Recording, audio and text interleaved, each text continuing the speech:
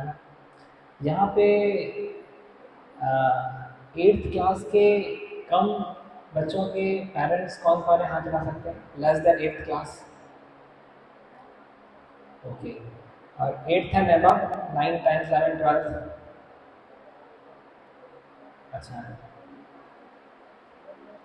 ना तो टोटल 15-20 लोगों ने हाथ उठाया, तो बाकी जो पेरेंट्स कौन सी क्लास के हैं? फिर से पूछेंगे। अच्छा, फर्स्ट से लेकर के 5th तक के पेरेंट्स कौन कौन से हैं, पहले से 5वीं तक। ओके, 5वीं से 8वीं तक, 8वीं से 12वीं तक, अभी ठीक है।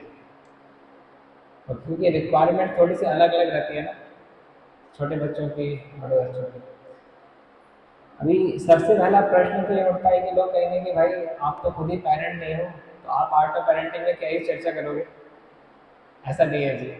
भले मैं एक ब्रह्मचारी हूँ, पूर्णकालिक ब्रह्मचारी विस्तार में, परंतु हमारे यहाँ जो नए डिवोटीज, नए ब्रह्मचारीज आते हैं, वो एक बच्चे के जैसे ही रहते हैं। तो उनको हम जिस प्रकार से टेक केयर करते हैं, डील करते हैं, उसमें पूरा पेरेंटिंग ही इन्वॉल्व रहता है ना। तो डेफिनेटली एक छोटे बच्चे की पेरेंटिंग के बारे में मेरे कोई एक्सपीरियंस नहीं है, परंतु बड़े बच्चों के साथ में पेरेंटिंग का अच्छा खासा एक्सपीरियंस है ना। तो हम सेशन को शुरू करेंगे शॉर्ट मंगलाचरण के माध्यम से। ओम ज्ञानतिमिरस्य ज्ञानाञ्जनशलाकया चक्षुरुन्मीलितं तस्मै श्रीगुरुवे नमः। श्रीकृष्णचैतन्य प्रभु नित्यानन्द श्री गदाधर श्रीवासादि गौरभक्तवृंद। हरे कृष्णा कृष्णा कृष्णा हरे हरे, हरे राम राम राम हरे हरे। हमारे स्क्रिप्चर्स, शास्त्र कहते हैं कि माता पिता जो हैं बच्चे के पहले भगवान होते हैं। पर क्या वास्तविकता में सभी बच्चे इस चीज़ को रियलाइज करते हैं? नहीं, क्योंकि बहुत बहुत कम्युनिकेशन गैप, मिसअंडरस्टैंडिंग रह जाती है। फॉर्चुनेटली मैं अपने माता पिता के लिए काफ़ी कृतज्ञ हूँ, जिनकी वजह से मुझे एक अच्छी पेरेंटिंग मिली, जिससे मुझे जीवन में बड़ी बड़ी चुनौतियों से डील करने की क्षमताएं प्रदान की। So my first gratitude is towards my parents. Mother से मैंने सारी सॉफ्ट क्वालिटीज़ ली, जैसे humility, tolerance, caring behaviour, empathy, है ना, love, respect, trust, cooperation. Father से मैंने सारी जो मस्कुलाइन क्वालिटीज़ रहती हैं, determination, courage, ability to stand failure, moving from failure to success, ये सब जो मस्कुलाइन क्वालिटीज़ थी, सभी जो है पेरेंट्स से सीखने के लिए मिली।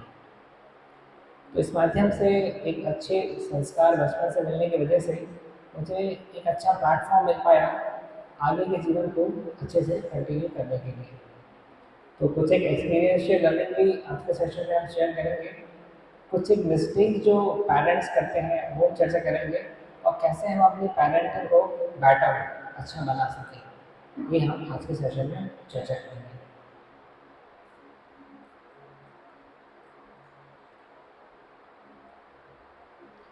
सबसे पहले तो अगर हम बच्चों में मूल्य देंगे तो वो मूल्यवान बन जाएंगे, है ना। मूल्य और मूल्यवान दो शब्द। तो जितना ज़्यादा हम अच्छा इन्वेस्टमेंट करते हैं बच्चों की लर्निंग में, उतना ज़्यादा रिटर्निंग बढ़ जाती है। देखिए, रिटर्न वैल्यू सबको प्रिय है। मैं रिलायंस में था, 24,000 करोड़ का प्रोजेक्ट था।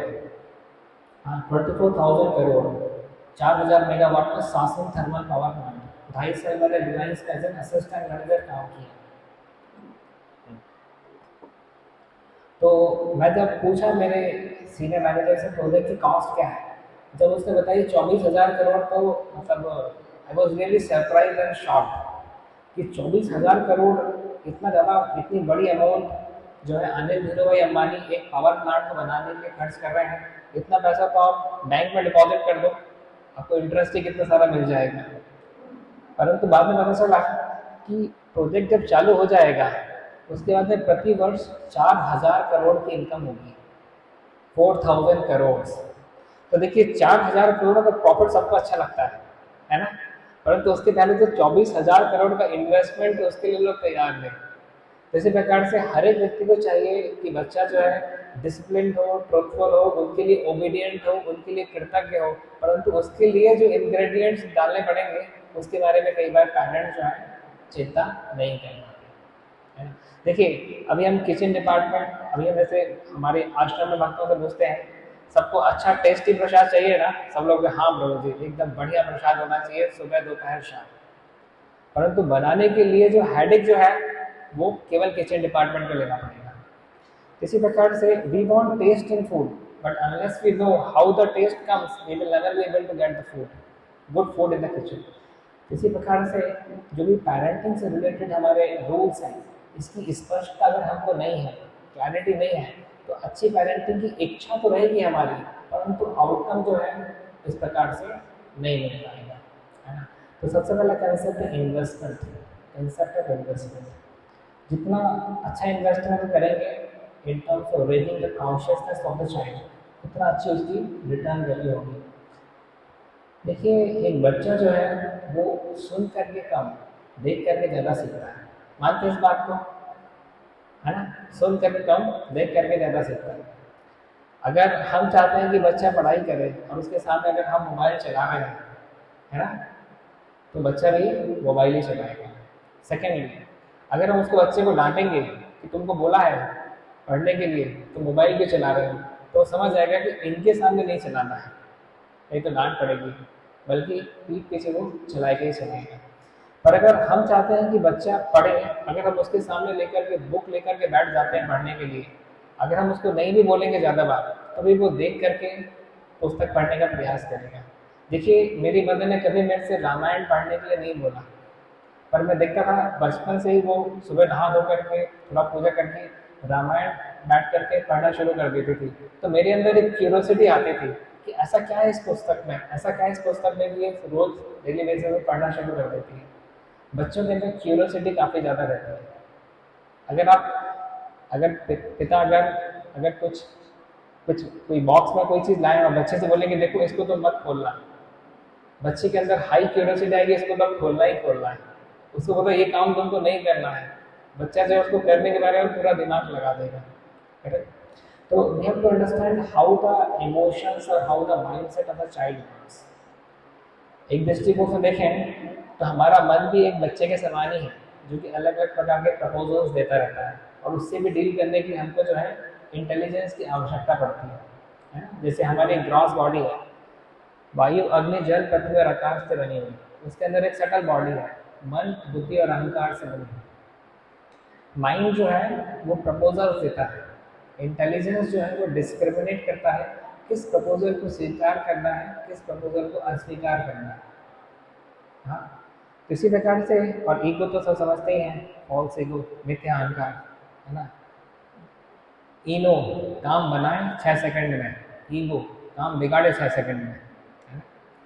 तो ये मन और बुद्धि का जिस प्रकार से हमारे जीवन में रोल रहता है, इसी प्रकार से बच्चे के जीवन में रोल है। अभी देखिए बच्चे को भी अगर हम अपने खुद के अच्छे आदर्श एग्जाम्पल के माध्यम से टीच करते हैं, उसको ज़्यादा अच्छे से समझ में आता है। अभी बच्चे के मन में भी अलग अलग प्रकार के प्रपोजल्स आएंगे, और अगर उसको हमने बुद्धि को उस स्तर पर पहुंचा दिया जहाँ पे वो स्वयं में डिसाइड कर पाए क्या प्रपोजल स्वीकार करने योग्य, क्या रिजेक्ट करने योग्य है, हमने बहुत बड़ा अचीवमेंट कर लिया। एग्जाम्पल देना चाहूँगा, छोटे में मुझे फुल्की खाना बहुत अच्छा लगता था, बहुत सारे बच्चों को बाहर चाट पकौड़ा फुल्की खाना अच्छा लगता है। होता क्या था, मेरे टॉन्सिलिटिस की प्रॉब्लम थी, तो फुल्की तो खा लेता था, बाद में गला पकड़ लेता था, टॉन्सिल में इन्फेक्शन हो जाता था, पर मैं इस चीज़ को नहीं ध्यान दे पाता था।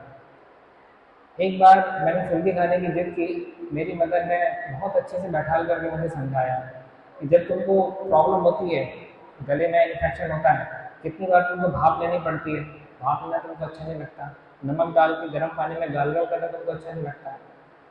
उन्होंने मुझे पैसे दिए कि ये पैसे मैं तुमको दे रही हूँ, तुम चाहो तो फुल्की खा सकते हो, पर ये तुमको डिसीजन लेना है कि तुमको छोटा सा सुख जो फुल्की खाने के माध्यम से मिलता है, और बाद में जो बड़ा दुख तुमको जो भाप लेने और कड़वी गोली खाने से मिलता है, तुमको इसमें डिसीजन लेना है। तो अभी मेरे ऊपर कोई प्रेशर नहीं था कि मैं फुल्की खाऊं या ना खाऊं, अभी मेरे पास में डिसीजन थी, I have to take the decision. मैंने थोड़ा बुद्धि लगाया और सोचा कि नहीं नहीं, कष्ट बहुत होता है, बाद में गला जब खराब होता है बहुत गर्म पूरे भाप भाप पूरी लेनी पड़ती है, अच्छा नहीं लगता है। तो उस दिन मैंने डिसीजन लिया कि अरे मुझे फुल्की नहीं, मेरे सिस्टम के लिए अच्छा है तो नहीं खाना चाहिए। तो इससे क्या हुआ, एक चॉइस मेरी मदर ने मेरे सामने रखी। अगर वो डांट डपट करके मुझे उस दिन फुल्की खाने से रोक भी लेती, मैं दिमाग लगाता रहता किस प्रकार से इनके इनकी आंखों से ओझल होकर के मैं कब जा करके फुल्की खा लूं। बात नहीं बनती, करेक्ट। ये तो छोटा सा मैंने आपको एग्जाम्पल दिया। इसी प्रकार से अगर हम एक अच्छी डिसीजन मेकिंग की आदत अगर बच्चे में चॉइस सिलेक्शन के माध्यम से दे सकें, हमने बहुत बड़ा काम कर लिया। देखिए कितनी बार हम देखते हैं कि पेरेंट्स जो है बच्चों को थोड़ा सा कंट्रोल करने का प्रयास करते हैं।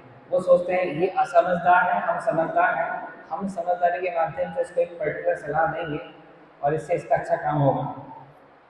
इंटेंशन में प्रॉब्लम नहीं है, बट एग्जीक्यूशन में प्रॉब्लम है। क्यों? क्योंकि आप हमेशा बच्चे के साथ में नहीं रहने वाले।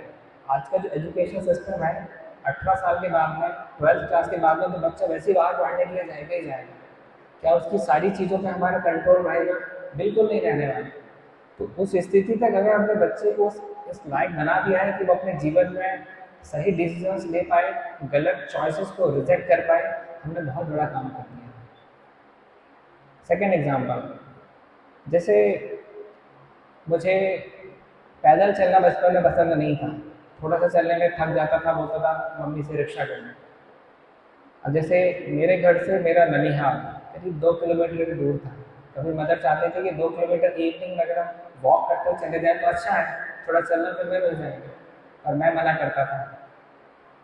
मदर मुझे 10 का नोट निकाल करके देती थी, बोलती थी ये तुम्हारे पास 10 रुपये, अभी तुमको डिसीजन लेना है कि इस 10 रुपये से तुमको केसर दूध पीना है या रिक्शा करना है। अगेन मेरे पास चॉइस आ गई। अब मुझे केसर युक्त दूध जो मिलता था हमारे जबलपुर में बड़े फुहारे में, बहुत अच्छा लगता था। तो मैं डिसीजन लेता हूँ कि नहीं नहीं ठीक है, मुझे जो है भाई केसर दूध पीना है, करेक्ट। अब मैं इस पोजीशन में नहीं हूँ कि नाना जी को जाकर के कंप्लेंट करूँ कि ये मेरे को पैदल चला करके लाई है, क्योंकि डिसीजन किसका था? मेरा डिसीजन था, सिंपल। तो इससे क्या हुआ, my mother help me to make higher choices in life.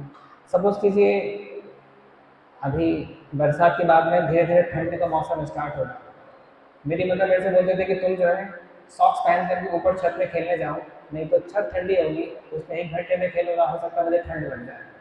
अब मुझे सॉक्स पहनना पसंद नहीं था, मैं मना कर दिया। फिर मदर ने कहा ठीक है तुम्हारे पास चॉइस है, तुम मुझे पहन के जाओ या नहीं पहन करके जाओ, अगर तुम मुझे पहन करके जाओगे तुम्हें ठंड नहीं लगेगी, बीमार नहीं पड़ोगी, और अगर नहीं पहन करके जाओगे तुम्हें जब ठंड लगे बीमार हो तो उस समय मेरी इस एडवाइस को याद कर लेना। It's a win win situation. क्यों? अगर मैं उनकी बात मानता हूँ तो भी सही है, बात नहीं मानूंगा मेरा नुकसान होगा, तो नुकसान होने के बाद में फिर मुझे चीज़ समझ में जाएगी कि what she was saying was correct.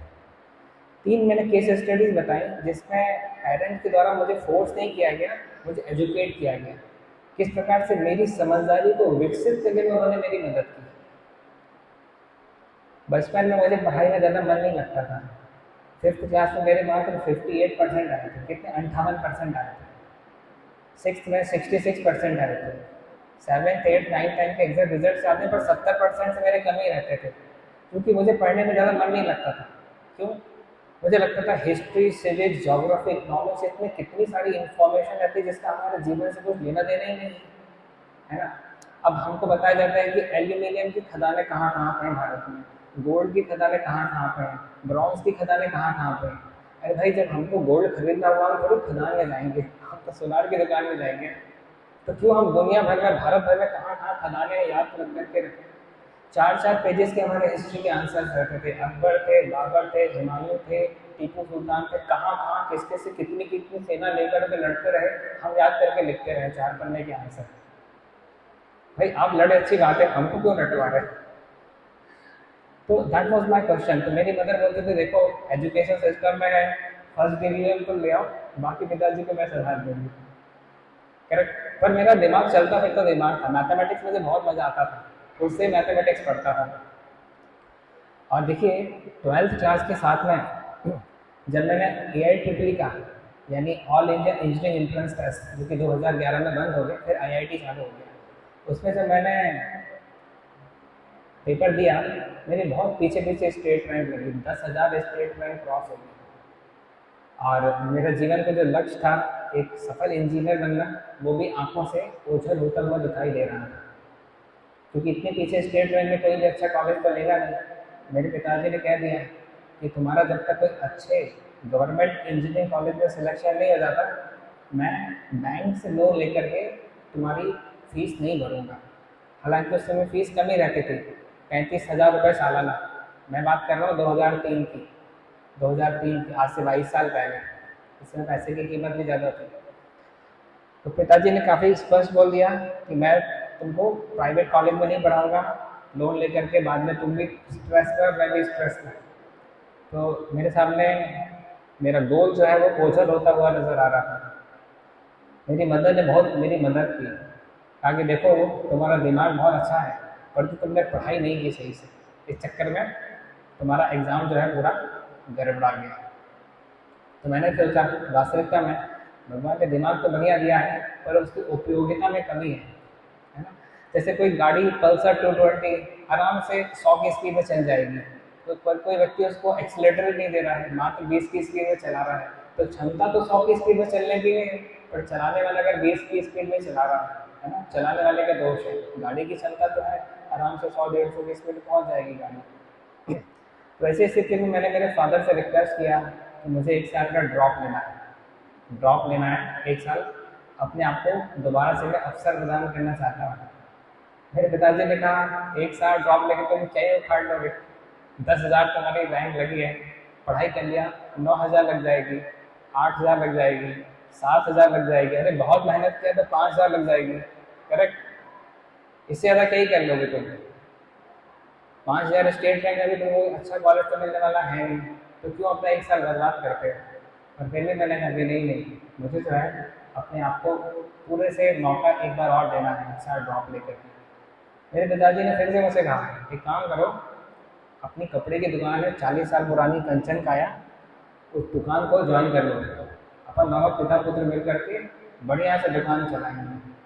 मेरी काय की दुकान थी, साड़ी की दुकान थी, अभी भी है जबलपुर में, कंचन काया, आशीर्वाद मार्केट। कभी जाएँ तो मिल सकते हैं मेरे पिताजी से।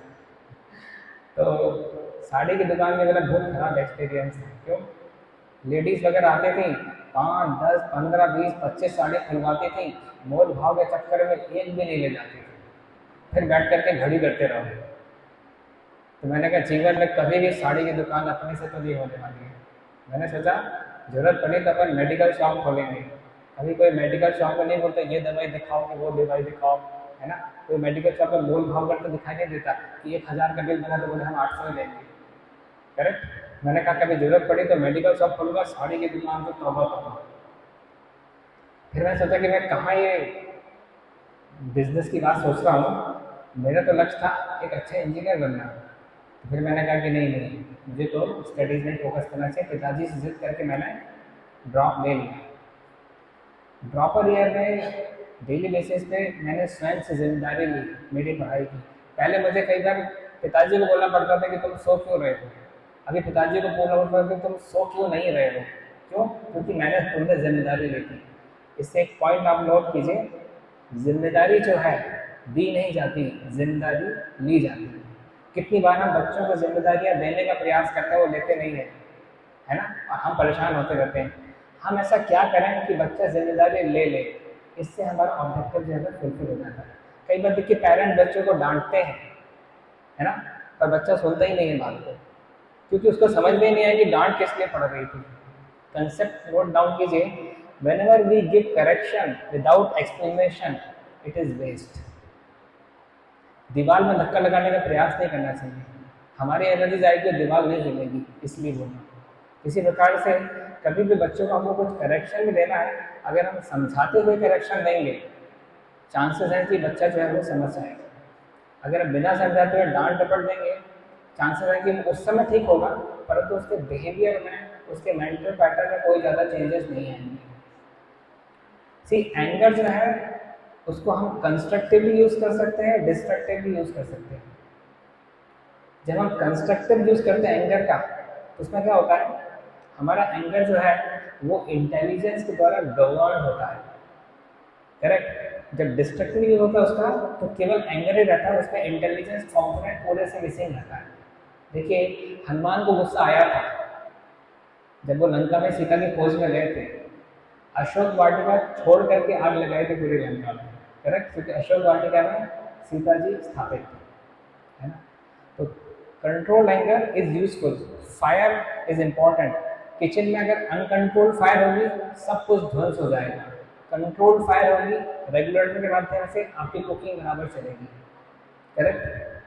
गाड़ी भी चलाते हैं तो उसमें कंट्रोल के लिए ब्रेक्स रहते हैं हमारे पास में, अदरवाइज बिना ब्रेक की गाड़ी चलाएंगे तो एक्सीडेंट ही होगा, चाहे आप कितने ही अच्छे ड्राइवर क्यों ना हो, है ना। तो इस माध्यम से control anger can be meaningful. हम गुस्से को उपयोग कर सकते हैं, ना कि उसको अपने ऊपर थोड़े से हावी होने दें और उसका दुरुपयोग हो जाए। सी, जवान के घाव सबसे जल्दी भरते हैं, पर जवान से दिए गए घाव सबसे ज़्यादा देरी से भरते हैं। मानते हैं ना इस चीज़ को? इसीलिए इट्स वेरी इंपॉर्टेंट कि हमारा बिहेवियर जो है वो काफ़ी ज़्यादा रेगुलेशन में है। देखिए, डांट मुझे भी बचपन में पड़ी है, पर डांट की बात मेरे पेरेंट्स मुझे एक्सप्लेन किया है कि तुमको डांट किस लिए पड़ी है ना, डांट किस लिए पड़ी। तो उससे क्या, मुझे भी समझ में आता था, गलती अगर हमने बात की कि सामने वाले को समझा दी और उसके बाद उसके अंदर सुधारने का इंस्पिरेशन दे दिया, बहुत बड़ा काम कर दिया। इवन ये चीज़ तो हमारे इस पर भी एप्लीकेबल होती है, बॉस सबऑर्डिनेट रिलेशनशिप में। बॉस को गुस्सा होता है, बॉस डांट डपट करके सबऑर्डिनेट को चला जाता है, सबऑर्डिनेट को समझ में आता है डांट पड़ेगी इसलिए थी, तो सुधार कार्य कैसे करेगा, है ना। इसलिए बहुत ज़रूरी है कि हम चीज़ों को समझाते हुए करें। Coming back to the story, एक साल मैंने पूरी जिम्मेदारी ली, अपनी पढ़ाई की, बहुत मेहनत से पढ़ा। क्रिकेट मुझे बहुत अच्छा लगता था, नहीं देखा। खाने पीने का बहुत शौक था, शादी पार्टी में जा करके नहीं खाया। टाइम जाता है ना, 2-3 घंटे ऐसे ही चले जाएंगे, है ना। मूवीज़ को देखने का मुझे बहुत शौक था, बहुत दिल लगा करके मूवीज़ देखता था, पर नहीं देखा, मूवीज़ नहीं देखा, एक साल नहीं देखा। क्यों? क्योंकि बड़े लक्ष्य को हासिल करने की तैयारी करनी है ना। वैसे बहुत सारे टेम्पटेशन जो कि एक स्टूडेंट की लाइफ में रहते हैं, मेरे जीवन में भी थे, परंतु मैं सारे टेम्पटेशन को साइड लाइन कर पाया, एक साल का पॉज लगाया। क्यों? क्योंकि एक बड़े लक्ष्य को अचीव करने की तैयारी में है, इसलिए एक साल तक निरंतर प्रगतिशील तरीके से बहुत अच्छे से पढ़ाई की है। और उसके बाद में एक साल बाद जब मैंने इंजीनियरिंग एंट्रेंस एग्जामिनेशन दिया, तो भगवान से प्रार्थना किया। यहाँ से एक कंसेप्ट आता है कि भगवान के प्रति फेथ भी पेरेंट्स की रिस्पॉन्सिबिलिटी जागरूक करना। आज के बहुत सारे बच्चे जो हैं, उनके अंदर बहुत ही कम फेथ है, या बहुत ही हिलता डुलता फेथ है भगवान के अस्तित्व को लेकर के। कोई बच्चा ये नहीं बोलेगा कि मैं नास्तिक हूँ, करेक्ट, पर आस्तिक भी कितना परसेंट है, ये भी बड़ा प्रश्न है। क्योंकि कई बार पेरेंट्स की अंडरस्टैंडिंग भी काफ़ी शैलो रहती है, काफ़ी ऊपरी स्तर पर रहती है। तो हमको खुद को अपने आप को एजुकेट करने की भी आवश्यकता है। हम बच्चे में तो काफ़ी चेंजेस चाह रहे हैं, काफ़ी डिजायरेबल चेंजेस चाह रहे हैं, पर अगर हमारे बिहेवियर पे इन्फ्लुएंस नहीं है, हमारे खुद के नॉलेज एस्पेक्ट पे कमी है, तो फिर बच्चे में भी हम बहुत ज़्यादा इम्प्रूवमेंट एक्सपेक्ट नहीं कर सकते। भगवान से मैंने पूर्ण श्रद्धा से भगवान को याद किया, प्रार्थना किया कि 364 दिन की मेहनत 365वें दिन जो है वो फेल ना हो जाए। कितनी बार बच्चे सिली मिस्टेक्स कर देते हैं, इस वजह से एग्ज़ाम चूक जाता है, आता है, परंतु एग्जामिनेशन फियर उनको खा जाता है। मैं जब एग्ज़ाम देने के लिए गया था, मेरे बाजू में एक लड़की बैठी थी, एग्जामिनेशन पेपर बटने के पहले रोना शुरू कर दी। मैं जानता नहीं था, मैंने पूछ लिया कि वाई आर यू क्राइंग। तो उसने कहा कि ये मेरा दूसरा ड्रॉप है, और इस बार भी अगर मेरा सिलेक्शन नहीं हुआ तो मुझे जीवन में और आके मौका नहीं मिलेगा। तो मैंने कहा अभी तो पेपर ही नहीं बटा। पेपर बटने के पहले आप इतने नेगेटिव माइंडसेट के साथ में अगर पेपर लिखोगे, तो सिलेक्शन हो भी रहा होगा तो छूट जाएगा। मानते हैं ना इस बात को? एक नेगेटिव माइंडसेट के साथ में हम अगर एंट्री करेंगे, क्या ही हम कर पाएंगे वहाँ पर? तो वैसे स्थिति में I try to give her some confidence before the starting of exam. और पेपर जब आए तो मैंने बहुत ही शांतिपूर्ण तरीके से जितना अच्छे से कर सकता था मैं अपना बेस्ट परफॉर्मेंस दिया, है ना। कई बार आपके बड़े बड़े बैट्समैन वर्ल्ड कप फाइनल में 0 पे आउट हो जाते हैं, करेक्ट। तो अल्टीमेट मेन परफॉर्मेंस जगह पे व्यक्ति जो है कई बार नहीं परफॉर्म कर पाता, है ना। इसके लिए हमको जो है हमारे कर्म के साथ में भगवान को प्रार्थना करना भी जरूरी है, correct. We can not ensure success by just our endeavour. हम केवल अपने कर्म के माध्यम से कभी भी सक्सेस को इंश्योर नहीं कर सकते, 100% नहीं बता सकते। अवर एंडेवर एंड गॉड्स ग्रेस, ये हमारा फॉर्मूला है। कर्म हमारा रहेगा, परंतु प्रार्थना भगवान से करेंगे ताकि उनकी प्रार्थना के माध्यम से हमारा कार्य भी सिद्ध हो। तो इस माध्यम से मैंने पेपर लिखा, अच्छा पेपर गया।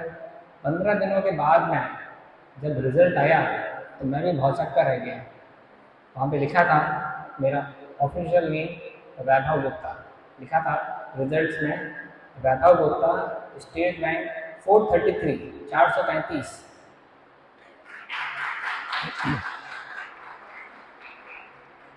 अभी आप समझ सकते हैं 10,000 रैंक को 433 रैंक, 5 डिजिट रैंक को 3 डिजिट रैंक कन्वर्ट करने में कितनी मेहनत, कितना संघर्ष नहीं लगा होगा। बहुत कुछ लगा, पर वो इन्वायरमेंट मुझे किसने प्रोवाइड किया। उस संघर्ष वाला 1 साल व्यतीत करने के लिए मेरे बैक सपोर्ट में कौन था? पेरेंट्स थे, पेरेंट्स थे। इस वजह से काम हो पाया। कभी भी मेरे पिताजी को मेरी मदर से लड़ना रहता था ना, गुस्सा आता था तो नहीं लड़ते थे, क्यों? वो लड़ेंगे तो मेरा स्टडीज में डिस्टर्बेंस होगा। हमारा दो दो रूम का मकान था, तीसरा रूम नहीं था। एक रूम में मैं पढ़ता था, बाजू वाले रूम में माता पिता रहते थे, उसी में टीवी चलती थी। मेरे पिताजी को आने के बाद में टीवी देखने का बहुत शौक था। तो भाई सुबह 10 बजे जाते थे और रात में 9 बजे आते थे। 11 घंटे व्यक्ति दुकान में रहा है, आकर के टीवी नहीं देखेगा क्या? देखेगा, पर वो टीवी स्लो वॉल्यूम में देखते थे ताकि उस टीवी की वॉइस से मुझे मेरी पढ़ाई में डिस्टर्बेंस ना हो। उनका क्या सेक्रीफाइस नहीं है इसमें? बिल्कुल है। कभी उनको लगता था कि मेरा ध्यान थोड़ा भटक रहा है तो टीवी बंद भी कर देते थे, करेक्ट। तो एक फेवरेबल कंडीशन एटमॉस्फेयर बनाना पेरेंट्स की रिस्पॉन्सिबिलिटी है। और जब मैं उनके पार्ट में कुछ सेक्रीफाइस देखता था तो उससे मुझे भी इंस्पिरेशन मिलता था कि भैया हमको अच्छे से पढ़ाई करनी चाहिए, because they are sacrificing for me, correct. देखिए, एक साल में 365 दिन होते हैं, उसमें अगर 3 महीने गर्मी की छुट्टी के निकाल भी दें तो करीब 270 दिन होते हैं, है ना, जिसमें बच्चा स्कूल जाता है। 270 में से आपने, ठीक है, 70 दिन और भी निकाल दिए, सभी छुट्टी रहती है, संडे की छुट्टी थी, पर बच्चे में 200 दिन में मैं देखता था हमेशा मेरी मदर विदाउट फेल मेरे लिए टिफिन बनाती थी, भले उसको बुखार ही क्यों ना हो, मेरा टिफिन नहीं चुकेगा, even though she may be having fever, correct. तो ये सेक्रीफाइसेस है ना, इसको मैं काउंट करता था, उससे मेरा ग्रैटिट्यूड एलिमेंट बढ़ता था। जब तक सामने वाले के द्वारा दिए गए सेक्रीफाइस को हम काउंट नहीं करते, हम कृतज्ञ भी नहीं होते, करेक्ट। तो इसके लिए मेरा भी एक प्रॉपर माइंडसेट था, मेरे अंदर एक इंस्पिरेशन था कि I have to do something something tangible this 1 year. तो 1 साल का जो रिजल्ट आया इसके पीछे बहुत सारे सेक्रीफाइसेस पेरेंट्स के पार्ट में थे, और उनको भी बहुत प्रसन्नता हुई कि हमारा लड़का इतनी अच्छी स्टेट रैंक 433 लेकर के मध्य प्रदेश के सबसे अच्छे इंजीनियरिंग कॉलेज में प्रवेश ले रहा है। 2004 में मध्य प्रदेश का सबसे अच्छा engineering college Maulana Azad national institute of technology, मैंने भोपाल ही था। आईआईटी तो 2009 में खुला, आईआईटी 2009 में खुला, उसके पहले बेस्ट कॉलेज था एमपी का। तो बेस्ट कॉलेज एमपी के इसमें मैंने इलेक्ट्रिकल इंजीनियरिंग में प्रवेश किया और 4 साल अपनी इंजीनियरिंग कम्प्लीट की। और जब बाहर निकला तो ऑलरेडी मेरे पास में 2 नौकरियाँ थी, वेदांता और रिलायंस इंफ्रास्ट्रक्चर लिमिटेड। तो पॉइंट इज दैट कि जब मुझे फेलियर मिला तो फेलियर में साथ देने के लिए मेरी मदर का हौसला बहुत ज़्यादा काम किया, करेक्ट। अभी हम देखते हैं कितनी सारे स्टूडेंट्स कोटा में जाते हैं, पढ़ाई करते हैं, फेलियर ज़्यादातर लोग हैंडल नहीं कर पाते हैं। आपको मालूम है कोटा में पिछले 5 साल में 81 स्टूडेंट से ज़्यादा सुसाइड किए, 81, सच अ बिग फिगर। आपको मालूम है पिछले 5 साल में हमारे जो IITs NIT जैसे प्रीमियम इंस्टीट्यूट्स हैं, यहाँ पे भी 60 से ज़्यादा स्टूडेंट ने सुसाइड किया। मैं छोटे कॉलेजेस की बात नहीं कर रहा, IITs NITs की बात कर रहा हूँ। एनआईटी भोपाल में पिछले ही साल में 2 स्टूडेंट ने सुसाइड किया। अच्छा, रीजन कोई बहुत बड़ा रीजन नहीं मिलेगा आपको, केवल मेंटल डिस्टर्बेंस, केवल mental disturbance. And suicide is the height of dissatisfaction. ये व्यक्ति इतना ज़्यादा डिससेटिस्फाइड हो गया कि जीने की इच्छा ही उसके जीवन से चली गई। तो सक्सेस हम कैसे हैंडल करते हैं ये लेस इम्पॉर्टेंट है, फेलियर हम कैसे हैंडल करते हैं ज़्यादा इम्पॉर्टेंट है ना। तो बच्चों को बचपन से हमको ट्रेनिंग देनी चाहिए how to handle failure in their life. बचपन में कभी भी मुझे कोई सफलता मिलती थी और मैं अहंकार रूपी आचरण करता था, मेरी मदद तुरंत मुझे रावण का एग्जाम्पल दे देती थी कि देखो रावण के पास कितनी ज़्यादा सक्सेस थी, पर उसने भी चूंकि अहंकार किया तो अहंकार की वजह से पूरा उसका सल्तनत पूरी साफ हो गई।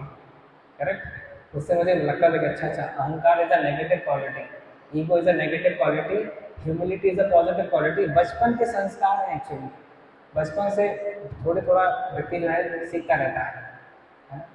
कभी भी क्रोध युक्त आचरण करता था तो मुझे समझ में आता, बताया जाता कि नहीं नहीं, क्रोध आने पर हमको शांति रखना चाहिए। हमारे घर में एक पोस्टर लगा हुआ था, उसके ऊपर 4 पॉइंट्स लिखे हुए थे, स्पीच के 4 फॉर्मूलेज। कम बोलो, धीरे बोलो, मीठा बोलो, सोच कर बोलो। दोबारा बोलना चाहूँगा, कम बोलो क्योंकि ज़्यादातर लोग ज़्यादा बोलते हैं, धीरे बोलो क्योंकि लोग तेज तेज बोलते हैं, मीठा बोलो क्योंकि लोग कड़वा बोलते हैं, है ना। कई बार कोई भी चीज़ आप बोलो सबसे पहला आंसर उनका ना रहता है, भले काम कर देंगे फाइनली पर सबसे पहले ना बोलेंगे। कम बोलो, धीरे बोलो, मीठा बोलो, सोच कर बोलो क्योंकि लोग बिना सोचे समझे बात करते हैं। इसीलिए 4 पॉइंट फॉर्मूला ऑफ स्पीच, मुझे भगवत गीता तो बाद में पता चला कि 17वें अध्याय में भगवान श्री कृष्ण ने भी इस बारे में बात की है, और घर से ही मुझे 4 पॉइंट ऑफ स्पीच फॉर्मूला जो है हमारा पोस्टर लगा हुआ था, उसको पढ़ता रहता है। तो देखिए, एक छोटा बीज हम रोपण करते हैं, उससे छोटा सा पौधा निकलता है, उसकी हर प्रकार से रक्षा करना ज़रूरी है। बकरी आकर में उसको खा के चली जाएगी, ज़्यादा पानी आ गया तो वो डूब के मर जाएगा, सनलाइट नहीं मिलेगी तो चला जाएगा, है ना। कितने उसको संरक्षण की आवश्यकता है। इसी प्रकार से बच्चे के अंदर एक कोमल श्रद्धा रहती है, वो चीज़ों को सीखने का प्रयास करता है, समझने का प्रयास करता है। कितने रिस्पॉन्सिबली हम उसकी मदद कर सकते हैं उसके सीखने में, उसके अपब्रिंगिंग में, ये रोल हमारे ही है। देखिए, व्यक्ति के कुछ तो पास्ट लाइफ संस्कार होते हैं, पिछले जीवन से कुछ एक संस्कार कैरी फॉरवर्ड होकर के इस जीवन में आते हैं, पर उसकी अपब्रिंगिंग किस प्रकार से है बचपन से, ये उसके जीवन का एक इम्पॉर्टेंट फेज रहता है। उसके आगे का फेज एसोसिएशन, उसका संग किस प्रकार से है। तो ये इम्पोर्टेंट फेसेस हैं। अब पास्ट लाइफ संस्कार का तो हमारा कुछ लेना देना है नहीं, वो तो जो था तो था, है ना। इस जीवन काल की जो अपब्रिंगिंग है उसमें हमारा बहुत कुछ रोल है, खासकर पेरेंट्स का। आगे बच्चे एसोसिएशन, संघ अपना किस प्रकार से चयन करेगा, इसके लिए भी संस्कार जो है उसके काम आएंगे। जैसे हमारे एनआईटी भोपाल में फर्स्ट ईयर में जब बच्चे आए थे, 5% बच्चे ही किसी भी प्रकार के मादक पदार्थ को उपयोग करते थे, सिगरेट पीते थे, शराब पीते थे। कितने? 5% से भी कम। पर फाइनल ईयर के आते आते तक 5% बचे थे, 95% तो स्वाहा। समझ रहे हैं ऐसा क्यों हुआ? वो बच्चे जिन्होंने 18-19 साल तक बिना मादक पदार्थ के अपने पेरेंट के साथ में जीवन व्यतीत किया, उनमें से केवल 5% ही बच पाए। ये होता है संघ का प्रभाव, क्योंकि हमारे सब सीनियर जो थे सब बोलते थे कि तुमने शराब नहीं पिया, सिगरेट नहीं पिया, जीवन में तुमने इंजॉयमेंट नहीं किया, तुम्हारा जीवन पूरा कागज पूरा ही रह गया। करेक्ट, एक गाना बना था ना, मेरा जीवन कोरा कागज कोरा ही रह गया। ये सीनियर्स हमको बताते थे कि तुमने अगर हॉस्टल में आकर के मस्ती नहीं की तो तुम्हारा जीवन कोरा कागज रहेगा। तो लोग कहते नहीं नहीं भाई, हमारा जीवन ब्लैक एंड व्हाइट पिक्चर नहीं होना चाहिए, कलरफुल मूवी होनी चाहिए। तो फिर उठाओ, पैक और पियो। ये 5% ही जो डिटर्मिनेशन वाले लोग थे, जो कि इंडिपेंडेंट थिंकर थे, है ना, मेरे जैसे, वो बच गए। एक क्या होता है, अभी इवन जैसे मैं रिलायंस में भी काम करता था, साइट में जब था, तो हमारे यहाँ पार्टी होती थी, पार्टी में नॉनवेज भी होता था और ड्रिंक भी होती थी, है ना। और हमको बुलाते भी थे, हम सीधे मना कर देते थे कि नहीं नहीं, हम हमारी इच्छा नहीं, आने की आवश्यकता नहीं है। क्योंकि एक आध बार कभी गए पार्टी में पहली बार, तो लोगों ने कहा ये नॉनवेज खाओ, हमने कहा नहीं हम नॉनवेज नहीं खाते। तो लोगों ने मजाक उड़ा दिया, बोला कि ये तो क्या बोलते हैं, पत्ते सब्जी खाते हैं, इनके लिए पत्ते अत्ते ले आओ, शाकाहारी हैं। कहा हमने शराब नहीं पीते, तो बोले इनके लिए दूध ले आओ, ये दूध पीते बच्चे हैं। I understood people are criticising for doing the right thing, not the good place. मैं फिर साइड की पार्टीज में इन्वॉल्व भी नहीं हुआ। ऑफिस में जब पार्टीज होती थी तो वो थोड़ी ज़्यादा डिसेंट रहती थी। जब नोएडा में था वो पार्टीज डिसेंट होती थी, तो वहाँ पर चला जाता था।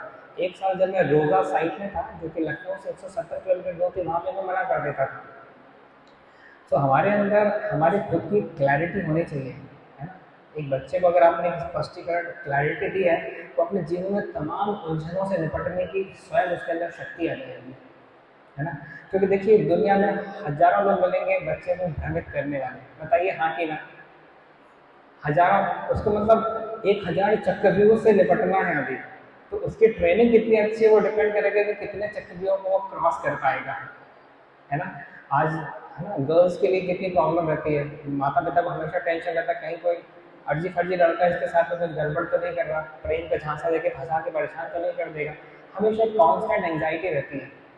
और अगर वो गर्ल भी, अगर उसका क्लैरिटी है माइंड सेट में, उसकी इंटेलिजेंस, उसकी डिसीजन मेकिंग अच्छी है, she will be able to discard all these temptations from her life. Very important, है ना। क्योंकि जनरली जो लोग थोड़े से इमोशनली ड्राइवन होते हैं, चाहे स्त्री हो चाहे पुरुष हो, जैसे ही उनको थोड़ा सा कोई इमोशनल सेटिस्फैक्शन देता है ना, तो उससे तुरंत कनेक्ट कर लेते हैं। पर वहाँ, अब भैया मछली को आप कैसे पकड़ते हो, आटे की गोली दिखाते हो ना। चूहे को पिंजरे में कैसे पकड़ते हो, कुछ ना कुछ चूहे को जो चीज़ पकौड़ा रोटी अच्छी लगती है वही आप पिंजरे में रखते हो ना, तो जा करके तो फंसता है चूहा, है कि नहीं। तो इसी प्रकार से जब भी किसी को फंसाया जाता है तो हमेशा कोई ना कोई चीज़, एक ऐसी अट्रैक्टिव चीज़ रखी जाती है जिससे वो आकर्षित होकर के फंसे, है।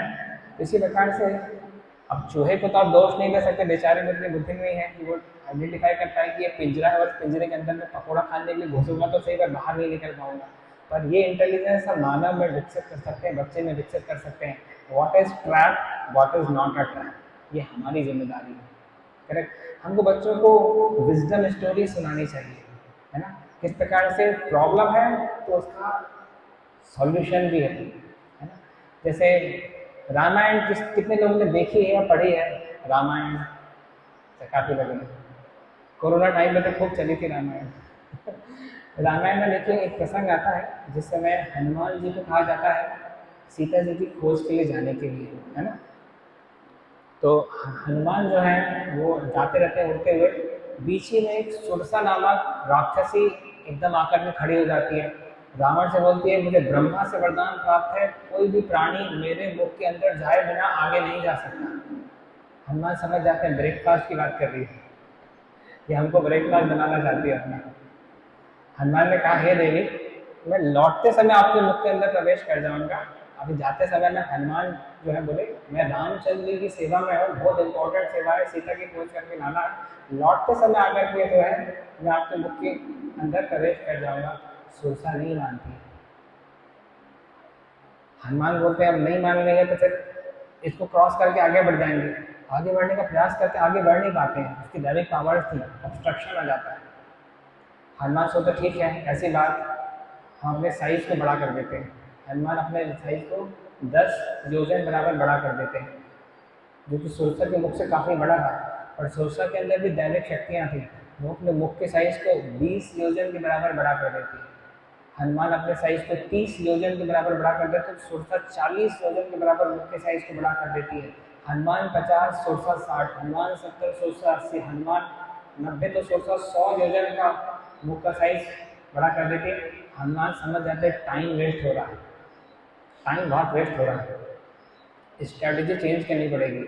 हनुमान तुरंत स्ट्रैटेजी 2 लगाते हैं, तुरंत अपने साइज को एकदम छोटा कर देते हैं, एकदम रॉकेट की स्पीड से अंदर जाते हैं, उसके मुख के अंदर प्रवेश करते हैं और बाहर निकल आते हैं। बोलते कंडीशन फुलफिल्ड, कंडीशन फुलफिल्ड, है ना। बुद्धि विवेक की बात है। इतनी देर में सोचता इतना बड़ा मुख अपना छोटी कर पाती है, उसको समझ में आ पाता, हनुमान थोड़ा अंदर जा करके उड़ते हुए वापस निकल आते हैं। सोचता तुरंत एक देवी का रूप प्रकट, देवी के रूप में आती है, बोलते हे हनुमान मैं तो तुम्हारे विवेक की परीक्षा ले रही थी, है ना, जिस पर तुम सफल रहे, मेरा भी तुम्हारे ऊपर आशीर्वाद है, तुम जो है विजयी भव जिस भी उद्देश्य में जा रहे हो। तो कई बार क्या होता है कि दो लोगों के बीच में भी ईगो टसल होता है ना। एक ने दूसरे की बात काटी, फिर दूसरे ने पहले की बात काटी, फिर पहले ने दूसरे की बात काटी। इस प्रकार से हनुमान सोचता जो हमारे जीवन में होता है, दोस्तों के बीच में हो सकता है, हस्बैंड वाइफ में हो सकता है, भाई बहन में भी हो सकता है। इसमें अगर एक व्यक्ति विनम्रता अगर समय ले ले तो सामने वाला व्यक्ति भी जो है चीज़ें सॉर्ट आउट हो जाती हैं बेसिकली। इससे हमको विवेक और विनम्रता दो लेसन मिलते हैं। आप कभी भी बच्चे को एक आकर्षक तरीके से स्टोरी को सुनाएंगे, बच्चे को सुनने में मजा आएगा, है ना। साथ ही साथ में लर्निंग लेसन भी मिलेंगे। देखिए, एक होता है मनोरंजन जो कि सब करना चाहते हैं, एक होता है मनोमंजन यानी मनोरंजन प्लस ज्ञान एजुकेशन, एक होता है इंटरटेनमेंट, एक होता है एड्यूटेनमेंट। एड्यूटेनमेंट का मतलब होता है इंटरटेनमेंट प्लस एजुकेशन, है ना। तो हम लोग चाहते हैं कि बच्चे इंटरटेनमेंट में ना होकर के एड्यूटेनमेंट में अपने आप को संलग्न करें, है ना। कितने सारे मोटिवेशनल एग्जाम्पल्स हैं, स्टोरीज हैं, लोगों की केस स्टडीज़ हैं। आपको कितने सारे अच्छे अच्छे एग्जाम्पल्स स्क्रिप्चर्स में मिल जाएंगे, है ना। अगर हम पहले खुद अपने आप को एजुकेट करेंगे, बच्चे को भी हम काफ़ी आसानी से सेम एजुकेशन जो है वो ट्रांसफ़र कर सकते हैं, है ना। देखिए, जैसे रामायण में एक और प्रसंग आता है, किस प्रकार से अंगद जब शांति दूत बन करके रामचंद्र जी का प्रस्ताव रखे थे रावण की राज्यसभा में, रावण ने हंसी उड़ा दी, कहा कि तुम वानर यहाँ पे आकर के तुम रामचंद्र का गुणगान कर रहे हो, हैं? तुम्हारे हमारे सामने तुम्हारी औकात ही क्या है। इस प्रकार से जलील किया, अपमानित किया, किसको? अंगद को, जो कि बहुत शक्तिशाली थे। अब बात इस प्रकार से आई, ये कुछ समझ ही नहीं रहे थे अंगद को। तो अंगद ने कहा कि बात औकात की करते हैं हमारे, बोले हमारी ये औकात है कि इस राज्यसभा में अगर हमने पाँव रख दिया तो तुम्हारे राज्य में कोई ऐसा योद्धा नहीं है जो हमारे पाँव को उठा सके। औकात की बात की अंगद की, तो अंगद में भी औकात दिखाई देती। वैसी स्थिति में वहाँ पे सब लोग हंसना शुरू कर देंगे ना, इसको तो हम ऐसे उखाड़ के हवा में उड़ा देंगे। अरे पहले तो उनके छोटे छोटे राक्षस है, किसी से अंदर का पाँव हिले ही नहीं। फिर उनके बड़े बड़े राक्षस है, उनसे भी कुछ नहीं हुआ। फिर सेनापति है, उनसे भी कुछ नहीं हुआ। फाइनली जो रावण के जो कुछ पुत्र वगैरह थे, उनसे भी जब पाँव नहीं हिला तो मेघनाथ यानी इंद्रजीत, जिसने इंद्र को इंद्रजीत सेना के साथ में हराया था, इंद्रजीत आते हैं और इंद्रजीत से भी अंदर का पाँव नहीं उठता है। तो रावण को समझ में आता है कि वाकई ये तो बहुत ही शक्तिशाली है, हमारे पुत्र इंद्रजीत से तक इसका पाँव नहीं उठा। अब फिर रावण स्वयं खड़े हो जाते हैं कि अब मैं उठा करके देखूंगा। अंगद जानते थे रावण के अंदर इतनी शक्ति है कि वो अंगद का पाँव उठा देगा। अब जैसे ही अंगद के करीब आते हैं रावण, अंगद समझते हैं कि स्ट्रैटेजी तो लगानी पड़ेगी। जैसे ही रावण झुकते हैं अंगद का पाँव उठाने के लिए, तुरंत अंगद अपना पाँव पीछे खींच लेते हैं। बोलते हैं, मूर्ख, झुकना ही है तुझे तो भगवान रामचंद्र के पैरों पे झुक, मेरे पाँव के क्यों झुकता है। करेक्ट। इस प्रकार से बात की बात भी रह गई, रावण प्रूव भी नहीं कर पाए उसकी स्ट्रेंथ को, एंड रामचंद्र की ग्लोरीज भी स्टैब्लिश कर दी। तो इस प्रकार से विजडम रूपी कुंजी से हम जो है बड़ी से बड़ी समस्याओं का समाधान जो है वो निकाल सकते हैं। मैं कुछ एक वीडियोस आपके सामने दिखाना चाहूँगा। पेरेंटिंग,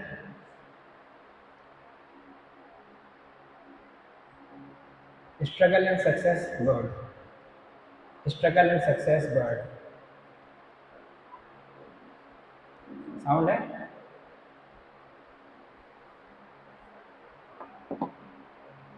हाँ हाँ, अच्छा, आ सकते हैं। अच्छा, या मुझे वॉशरूम जाना था, वो वीडियो 6 मिनट चलेगा, जब तक वॉशरूम से आऊँगा। जब तक वो वीडियो चलेगा मैं वॉशरूम होकर के जाऊँगा। चलिए,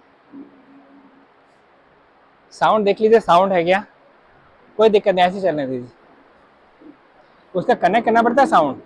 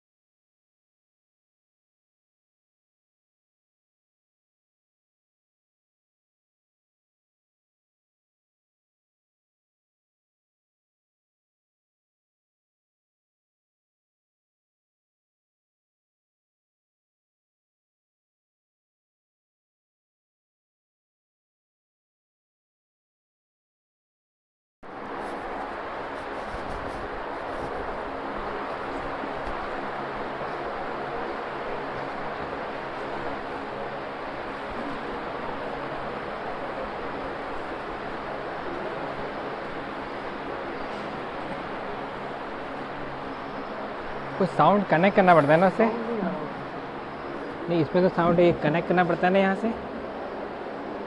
कहाँ गया भाई? करके देख लिया ना सर्वर वाला। अच्छा, कनेक्ट करके देख लिया। हाँ ये चलेगा म्यूजिक केबल नहीं है, कोई दिक्कत नहीं, ठीक है, चलिए जैसे। सिंपल म्यूजिक है तो मतलब ऐसा जरूरी है। ये तो बाकी वीडियोस में तो है ना, फिर हम वो वीडियोस दिखाई नहीं पाएंगे जिसका साउंड है।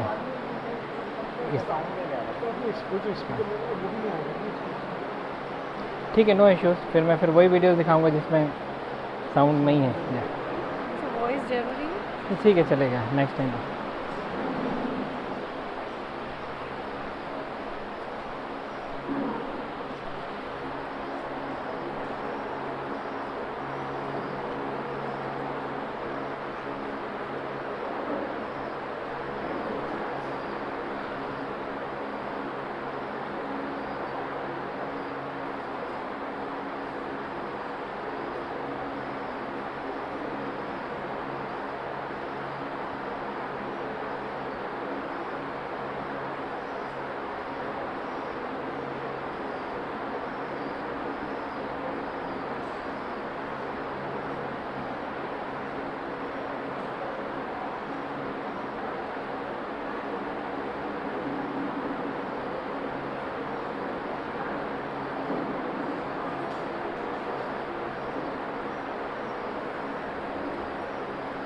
हरे कृष्णा।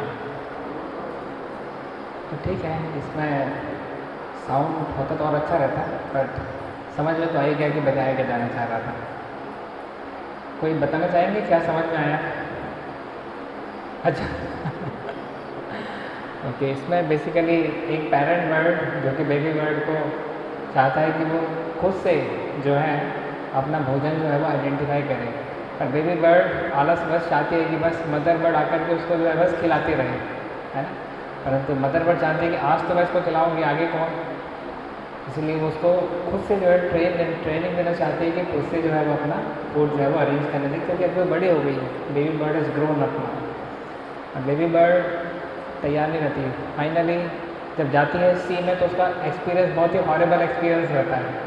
उस हॉरेबल एक्सपीरियंस की वजह से बहुत ज़्यादा डर जाती है, पर जब देखते हैं कि उससे कहीं ज़्यादा छोटा क्रिएचर कोई चींटी कितनी आसानी से अपने आप को बचा पा रही है समुद्र की बड़ी वेव से, तो उसको जाके इंस्पिरेशन मिलता है। और एक बार वो खुद से जब अपना फूड अर्जित कर पाती है तो देखिए उसका कॉन्फिडेंस लेवल कितना हाई हो जाता है ना।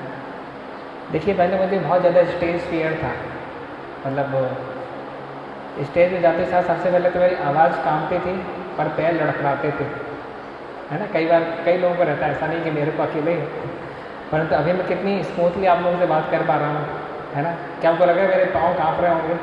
बिल्कुल भी नहीं, I am very joyfully situated. तो पर ये स्टेज फियर गया कैसे? स्टेज में जाने से। कोई ऐसी किताब नहीं कि आप बस किताब पढ़ाते रहो, बच्चे को पढ़ाते रहो, उसका स्टेज फियर चला जाए, नॉट पॉसिबल एट ऑल। उसको स्टेज में जाना पड़ेगा, जा कर के उसको क्लैरिटी के साथ में अपने वाक्यों को बताना पड़ेगा, प्रेजेंटेशन देनी पड़ेगी, तो जा कर के स्टेज फियर जाएगा। तो फॉर्मूला है clarity leads to confidence. Clarity leads to confidence. पहले तो स्पष्टता हमारे अंदर होनी चाहिए, है ना, तो जा कर के हमारे अंदर कॉन्फिडेंस आता है।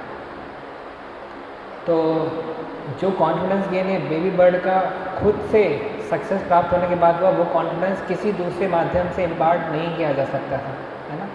तो इसीलिए मैंने पहले भी इस सेशन में कवर किया कि we have to enable our child to become strong enough to take right decision makings of his और हर लाइफ, है ना।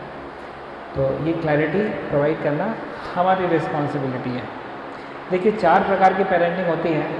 एक तो होती है अथॉरिटेटिव, जिसमें पेरेंट्स चाहते हैं हमने जो बोला है वो तुम करो, बस ज़्यादा बात मत करो, ज़्यादा दिमाग मत लगाओ। छोटा जब बच्चा रहता है तो बच्चे पेरेंट्स बुलवाना चाहते हैं उससे, बोलो बोलो कुछ तो बोलो, थोड़ा सा कुछ टूटा फूटा शब्द बोलता है तो खुश हो जाते हैं, और बड़ा होकर के जब बोलना शुरू करते हैं तो बोलते चुप रहो चुप रहो। So that way authoritative parents जो हैं वो डिस्टेंस क्रिएट करते चले जाते हैं समय के अंतराल में। मैं अभी जैसे आर्मी के प्रोग्राम्स किया था, जब जबलपुर गया था, तो वहाँ पे आर्मी ऑफिसर अपने खुद के लाइफ में बहुत डिसिप्लिन्ड हैं, परंतु उनके काफ़ी लोगों के फैमिली के साथ कनेक्शंस में काफ़ी डिस्टेंस है। क्यों? क्योंकि जिस प्रकार का डिसिप्लिन वो आर्मी में खुद रखते हैं, उसी प्रकार का डिसिप्लिन बच्चों से और वाइफ से घर आकर के एक्सपेक्ट करते हैं, विच इज़ नॉट फेयर, है ना। तो यहाँ पे कंसेप्ट निकल कर के आता है, concept of empathy, seeing the things from others point of view, दूसरों के दृष्टिकोण से चीज़ों को देखते आना चाहिए। जब हम बच्चे थे तो हमारी पेरेंट्स से क्या एक्सपेक्टेशन थी वो हमको याद करना चाहिए। इसी प्रकार से जब बच्चे अभी हैं तो उनकी हमसे क्या एक्सपेक्टेशंस होंगी। एक सीरियल आया था जिसका नाम था क्योंकि सास भी कभी बहू थी, है ना, बसता था क्योंकि सास भी कभी बहू थी। उसका कंसेप्ट ही था कि सास को जो जो समस्याएं हुई हैं जब वो बहू थी, उसको वो सेम समस्याएं बहू को नहीं देनी चाहिए, करेक्ट। परंतु होता क्या है, सास बनने के बाद वो भी उसी तरीके से बहू से डील करते जैसे उसकी सास ने डील किया था, गड़बड़ा हो जाती है। हम लोग जब फर्स्ट ईयर में रैगिंग देने जाते थे ना, तो हमको लगता था कि सेकेंड ईयर बिना बात के हमको क्यों मारते हैं, है ना।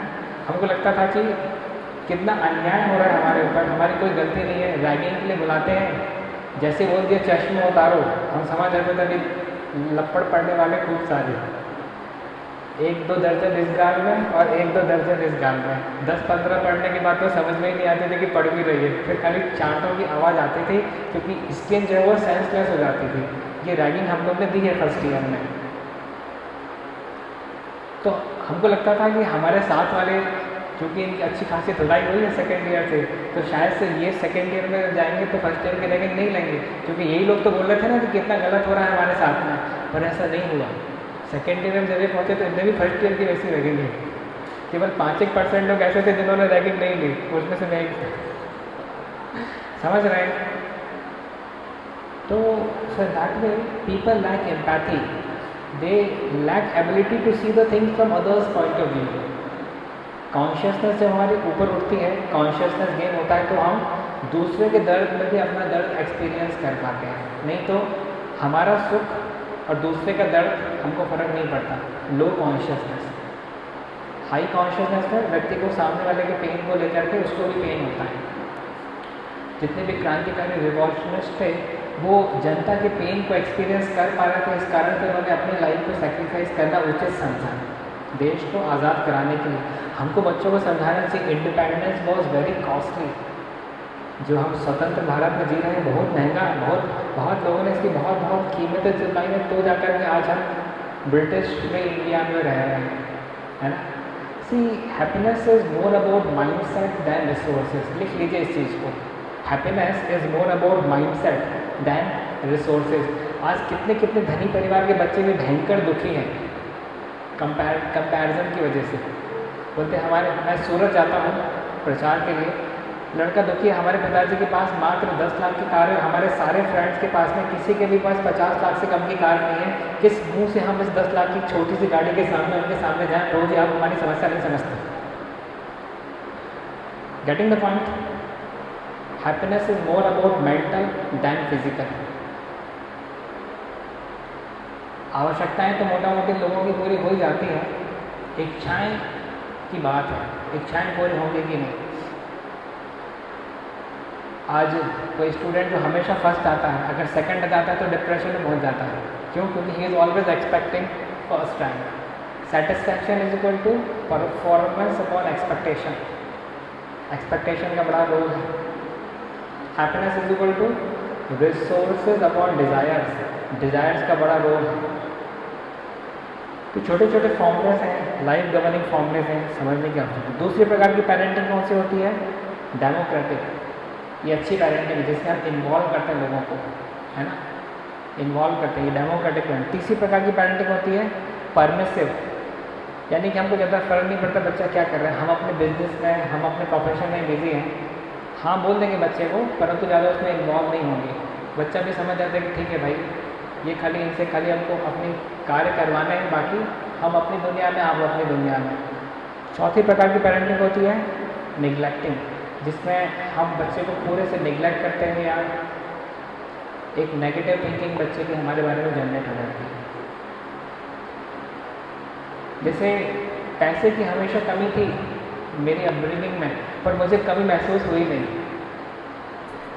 हमको दिवाली में पिताजी बताते थे कि तुमको 100 रुपये देंगे, इसमें तुमको अपने पटाखे खरीदने हैं। तो फिर हम उस 100 रुपये के हिसाब से बजट मिल जाता था, उसमें दिमाग लगाते रहते थे कि फुलझड़ी खरीदना है कि हंटर खरीदना है कि आइटम बम खरीदना है कि लक्ष्मी बम खरीदना है। मैं बहुत खुश रहता था कि now I have to involve my intelligence कि कौन सी हमारी लिस्ट होनी है दिवाली में। करेक्ट। इस प्रकार से बजटिंग देने से क्या होता है, बच्चा खुद दिमाग लगाना शुरू कर देता है, उसकी कंप्लेंट्स नहीं रह जाती है ना।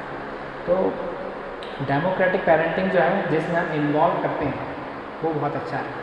घर की आपको सफाई करनी है या बच्चे से सफाई करवानी है, आप उसको आदेश मत दीजिए कि आज तुमको घर साफ़ करना है या आज तुमको रूम साफ़ करना है। वो बोलो आज हम मिल करके रूम साफ़ करेंगे, ही विल फील बेटर। हम मिल करके आज ये कार्य को अंजाम देंगे, ही विल फील बेटर, क्योंकि आपने उसको इन्वॉल्व कर लिया है।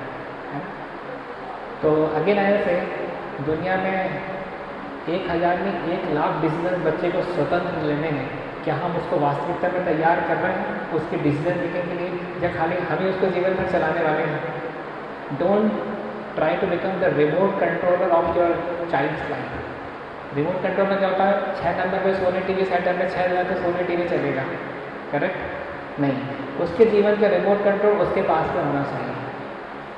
ये कंसेप्ट हम हालांकि इसके लिए भी यूज़ करते हैं कि कई बार बच्चे दूसरों के द्वारा किए गए बिहेवियर कमेंट से बहुत ज़्यादा इफेक्ट हो जाते हैं। किसी ने अगर क्रिटिसाइज़ कर दिया तो दुखी हो जाएंगे, किसी ने अप्रिशिएट किया तो खुश हो जाएंगे। इसका मतलब भी हमने अपने जीवन का रिमोट कंट्रोल दुनिया भर में बांध करके रखा हुआ है। आपको क्या लगता है, मैं जिस प्रोफेशन में हूँ, सेम की ड्रेस में हूँ, सब लोग मुझे अप्रिशिएट करते होंगे? बिल्कुल नहीं।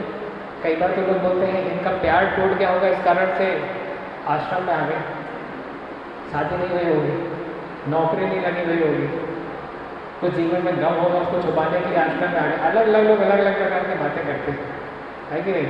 कभी मैं स्कूल प्रोग्राम में जाता हूँ तो लोग तो ऐसे देखते थे चिड़ियाघर से कोई नया जानवर आ गया, मुझे तो देख देख कौन है। करेक्ट, ऐसा नहीं है।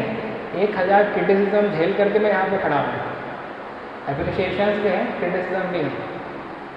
तो मेंटली स्ट्रांग होने की आवश्यकता है ना, क्योंकि युद्ध आज का फिजिकल लेवल में कम, मेंटल लेवल पे ज़्यादा है। बताइए हाँ कि ना, मेंटल लेवल ज़्यादा है ना। इसलिए आपको फिजिकली स्ट्रांग तो बनना ही है, साथ में मेंटली सुपर स्ट्रांग बनना है। महारथी वो जो 10,000 रथियों से एक साथ लड़ सके, अर्जुन को महारथी बोलते हैं, है ना। अभी का महारथी वो जो 10,000 विचारों से लड़ सके। हमको मेंटली महारथी बनने की आवश्यकता है और बच्चे को भी महारथी बनाने की आवश्यकता है। क्या अर्जुन के पुत्र अभिमन्यु महारथी नहीं थे? क्योंकि ट्रेनिंग कृष्ण ने दी थी, इसीलिए अभिमन्यु की ट्रेनिंग कृष्ण ने स्वयं दी थी, तो उनको महारथी बना दिया। तो एक बच्चे को सही परवरिश देकर के, एक सही संस्कार देकर के एक सही स्थिति में लाना, मतलब आपने 1000 करोड़ की प्रॉफिट मेकिंग कंपनी खोल दी और उससे प्रॉफिट आते रहेंगे आते रहेंगे आते रहेंगे। प्रॉफिट सबको चाहिए, इन्वेस्टमेंट के लिए लोग तैयार नहीं, है ना। प्रॉफिट सबको चाहिए, परंतु खाना सबको अच्छा चाहिए, पर सीखने के लिए तैयार नहीं कि खाना अच्छा बनता कैसे है, ये समस्या है। तो इसलिए we have to take responsibility. हमको अपने आप को एजुकेट करना चाहिए, अपने आप को डिसिप्लिन करना चाहिए, अपने खुद के माध्यम से उन क्वालिटीज़ को डिस्प्ले करना चाहिए जिसको बच्चा देख करके सीख सके, है ना। हमको कंटेंट को नहीं ठीक करने के बारे में प्रयास करना है, हमको इंटेंट को ठीक करने के बारे में प्रयास करना चाहिए, है ना। उसकी मेंटल थॉट प्रोसेसिंग को वर्कआउट करने की आवश्यकता है। फ्रूट्स पे नहीं, हमको रूट्स पे बात करने की आवश्यकता है। तो बहुत सारे अच्छे अच्छे एग्जाम्पल्स मिलते हैं, अभिमन्यु, परीक्षित, प्रहलाद, ध्रुव, बहुत जितना मतलब unlimited case studies, unlimited story जो हैं हमको जो है मिलेंगे स्क्रिप्चर्स हैं। इसके अलावा हमारे जो उपनिषद वगैरह, हितोपनिषद वगैरह में बहुत बढ़िया बढ़िया स्टोरी, मेंटली वॉल्यूम स्टोरीज आती हैं। वसुदेव ने किस प्रकार से देवकी की रक्षा की थी, कितना अमेजिंग इसमें वसुदेव की इंटेलिजेंस का यूज़ है। तो प्रॉब्लम में फंस जाना बुद्धिमत्ता नहीं है, प्रॉब्लम से बुद्धि रूपी कुंजी लगा करके बाहर निकलना जो है that is maturity, that is wisdom. तो कहने के लिए बहुत कुछ है, हम आगे भी कभी बैठेंगे तो और चर्चाएं करेंगे। और अगली बार हम अभी इसमें देखना पड़ेगा कौन सा वीडियो में साउंड की आवश्यकता नहीं है।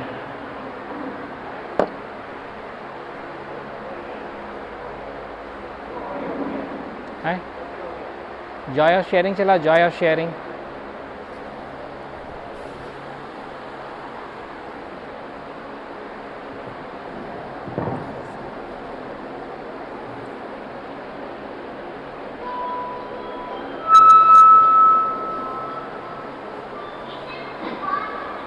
Double click, double click.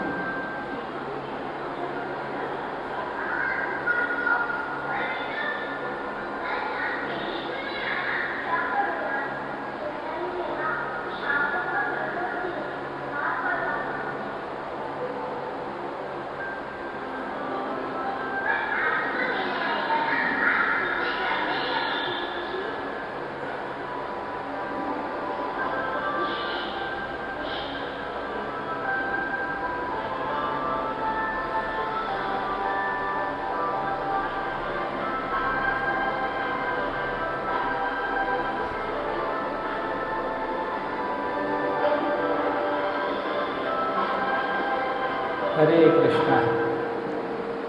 इसको बोलते हैं concept of sharing and caring, है ना। बच्चे को अगर हम बचपन से आदत दिलवाते हैं कि देने वाला भी कोई सुख एग्जिस्ट करता है ना। लेने वाला सुख तो सबको मालूम है, परंतु देने वाला सुख भी एग्जिस्ट करता है, तो बचपन से उसको देने की प्रकृति आती है। देखिए, कभी कोई मेरे से पूछता है कि आप इस प्रकार के सेशंस करते हो पुलिस में, कलेक्ट्रेट में, जजेस में, क्रिमिनल्स के बीच में, आपको क्या मिलता है? देने वाला सुख है basically. I experience a lot of satisfaction by creating values in others life. मुझे बहुत सुख का अनुभव होता है दूसरों के जीवन में अगर मैं वैल्यूज़ को अपलिफ्ट कर सकूँ, वैल्यूज़ को क्रिएट कर सकूँ। ये सुख मुझे पिज़्ज़ा खाने से ज़्यादा अच्छा लगता है, या किसी भी प्रकार की आइसक्रीम, चॉकलेट, रसमलाई खाने से ज़्यादा मेरे को सेटिस्फैक्शन मिलता है। करेक्ट। आज मैं जैसे इंट्रोडक्शन में बताया गया था 11 जगह हमने पुलिस प्रोग्राम्स किए हैं, क्योंकि पुलिस वाले पुलिस की ड्यूटी करते करते बहुत परेशान हो जाते हैं। तो कैसे वो अपनी ड्यूटी में ही आनंद ढूंढ सकें, छुट्टी में आनंद नहीं, ड्यूटी में आनंद ढूंढ सकें, इसके बारे में चर्चा करना ज़रूरी है। प्रिजनर्स तो वैसे पूरे से फ्रस्ट्रेटेड है कि अभी तो हमको अगले 10 साल यहीं पे रहना है। उसको भी वहाँ जाके बोलते हैं भाई अभी आपके पास में टाइम बहुत है, इस टाइम का आप सदुपयोग कर सकते हो, ग्रंथ पढ़ सकते हो, मंत्र जप कर सकते हो। साधु लोग भी पहले जाकर के किसी गुफा में रह के तपस्या करते थे। करेक्ट। उनके पास भी इस प्रकार के भोग वगैरह नहीं रहते थे। ये सुनकर के प्रिजनर को भी इंस्पिरेशन मिलता है कि अच्छा, जो काम एक साधु वॉलंटरली गुफा में जाकर के करता था, वो काम हम इस प्रिजन में भी कर सकते हैं। Correct. Happiness is more about mindset, happiness is more about mindset. तो इसी प्रकार से हमको जो है देखिए, जिस व्यवहार पे हम देंगे पुरस्कार, वह व्यवहार दोहराया जाएगा बार बार। आपको जो व्यवहार चाहिए बच्चे से, उस व्यवहार को आप अप्रिशिएट कीजिए। बच्चे उस व्यवहार को दोबारा दोहराने के लिए उसको इंस्पिरेशन मिलेगा। आपको मालूम है, मैं जब 5-6 साल का था ना, तब भी मैं थाली से एक भी अन्न का दाना बाहर नहीं गिराता था। क्यों? क्योंकि मुझे बहुत अप्रिशिएशन मिलते थे घर में कि बच्चे ने एक भी दाना थाली के बाहर नहीं गिरा, इसके लिए। तो that appreciation use to make my intentions better. कि अभी मुझे चैलेंज है कि खाना पूरा खाना है और एक भी दाना बाहर नहीं गिराना है। जितना खाना मैं लेता था उतना पूरा फिनिश करता था, उसके लिए मुझे अप्रिशिएशन मिलता था कि देखो जितना किया था पूरा प्लेट इसने साफ कर दिया।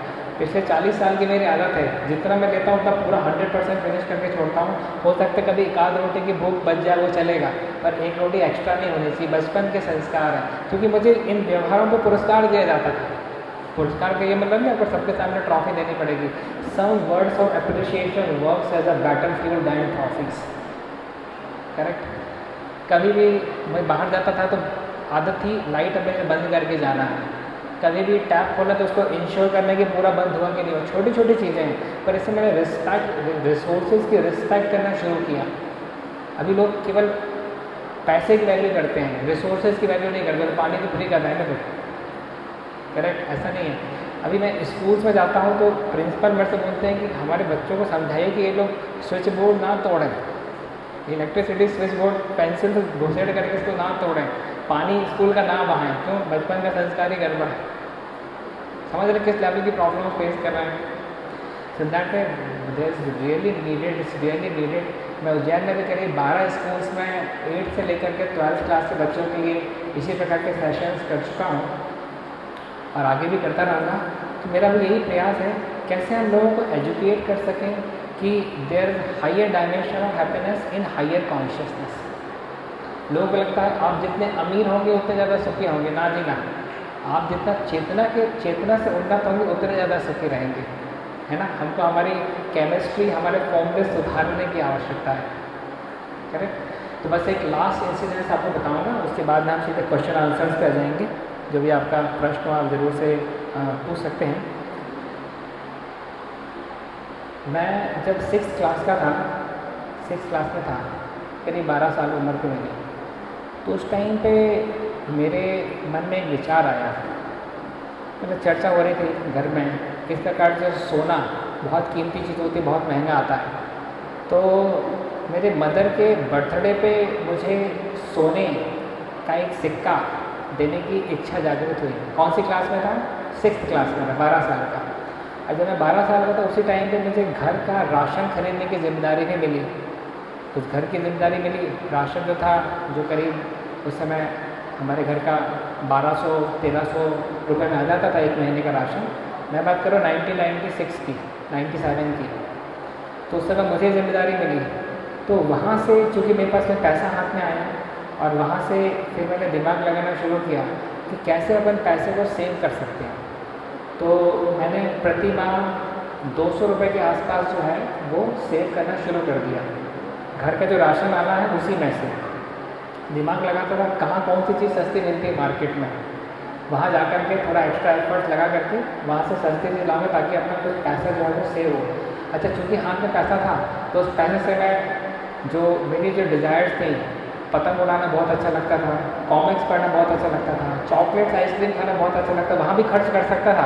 परंतु एक हायर गोल को साथ में लेकर के चला था कि मुझे मेरे मदर को क्या करना है, गोल्ड कॉइन गिफ्ट करना है। तो वो मेरे गोल स्टेटमेंट बन गया था।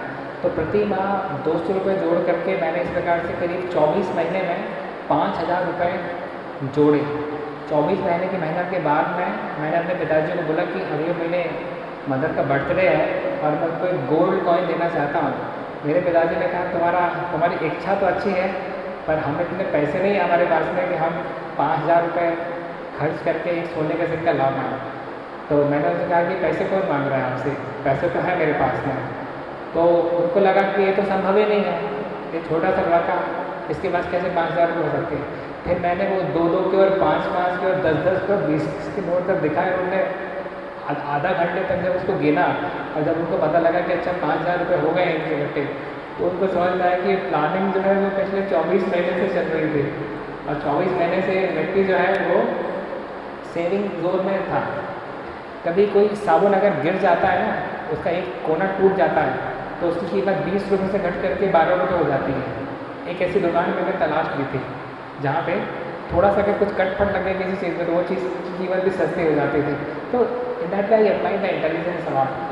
और 24 महीने जोड़ करके 5000 रुपये जोड़ करके जब फिर मैंने पिताजी को पैसे दिए तो he also understood that my child has become responsible, ये जिम्मेदार बन गया है। और फिर जिस समय हम फिर सोने का सिक्का ला करके मदर को दिया तो मदर को भी लगा कि कोई दूसरी धातु के ऊपर सोने की कवरिंग होगी क्योंकि it was out of our imagination कि सोने का सिक्का भी मुझे गिफ्ट में मिल सकता है। तो देखिए भले वो 24 महीने का संघर्ष था पर उसकी स्वीटनेस में आज भी एक्सपीरियंस कर रहा हूँ, आपके साथ शेयर कर सकता हूँ। उस 24 महीने में अगर मैंने खूब आइसक्रीम और खूब चॉकलेट और खूब पतंग और खूब कॉमिक्स पढ़ी होती, उसका सुख मैं आपके साथ शेयर नहीं कर सकता था। जो सेटिस्फैक्शन मेरे हृदय में एक गोल्ड कॉइन मेरी मदर को देने की सुख है, वो अभी 80 साल तक जो है तो 80 साल तक वो सेटिस्फैक्शन रहेगा मेरे जीवन में। समझ सकते हैं इस बात को? तो इसी प्रकार से एक होता है श्रेयस और एक होता है प्रेयस। प्रेयस मीन्स लॉन्ग टर्म एंजॉयमेंट, प्रेयस मीन्स शॉर्ट टर्म एंजॉयमेंट। एक साल जो मैंने इंजीनियरिंग की तैयारी की, that was a small investment high return. समझ सकते हैं ना, 1 साल का इन्वेस्टमेंट था और उसकी रिटर्न अभी तक मुझे मिलती है ना। तो इसी प्रकार से हमको बच्चों को समझाना चाहिए कि हमको श्रेयस में जाना है, प्रेयस में नहीं जाना है। प्रेयस मीन्स शॉर्ट टर्म एन्जॉयमेंट, क्षणिक सुख, Shreyas means long term enjoyment. इस माध्यम से एक अच्छी फाउंडेशन अगर हम बनाएंगे, बच्चा आगे जा कर के आपको 1000 करोड़ 10,000 करोड़ की कंपनी जितना एसेट बन जाएगा, जीवन भर आपको जो है सुख देगा। Thank you very much. Hare Krishna.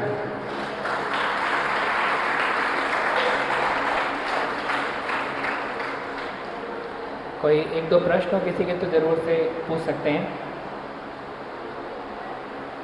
Video है 4th क्लास में है, तो उसको पढ़ के बोलते हैं तो मतलब म्यूजिक तो सुन लेती है, एक दिन सुन लेती, फिर सेकेंड डे फिर वो वापस से भूल जाएगी और अपना वाला रूटीन स्टार्ट करेगी, पढ़ाई नहीं करना। जैसे हम उसे कहें कि बेटा आपने कहा कि बच्चों को एक्सप्लेन करो कि क्या करना है, क्या करते हैं, आगे अच्छा है, तो हम उसको हमारा एक्सपीरियंस शेयर करते हैं कि बेटा हम थोड़े दिन हमने सुनी, लेकिन तुमको सुनना है और आगे पढ़ाई करना है, थोड़ा सा है वो करो आप रेगुलर, ताकि आपके एग्जाम्स अच्छे रहे। बट वो उस टाइम पे कर लेगी, थोड़ी देर जब हम साथ में बैठे तब तक पढ़ाई करते हैं, फिर जैसे हम उठे तो वो भी उठ जाए, फिर हम वो पढ़ाई नहीं कर सकते। इसमें 2-3 पॉइंट्स हैं, बैठ जाइए।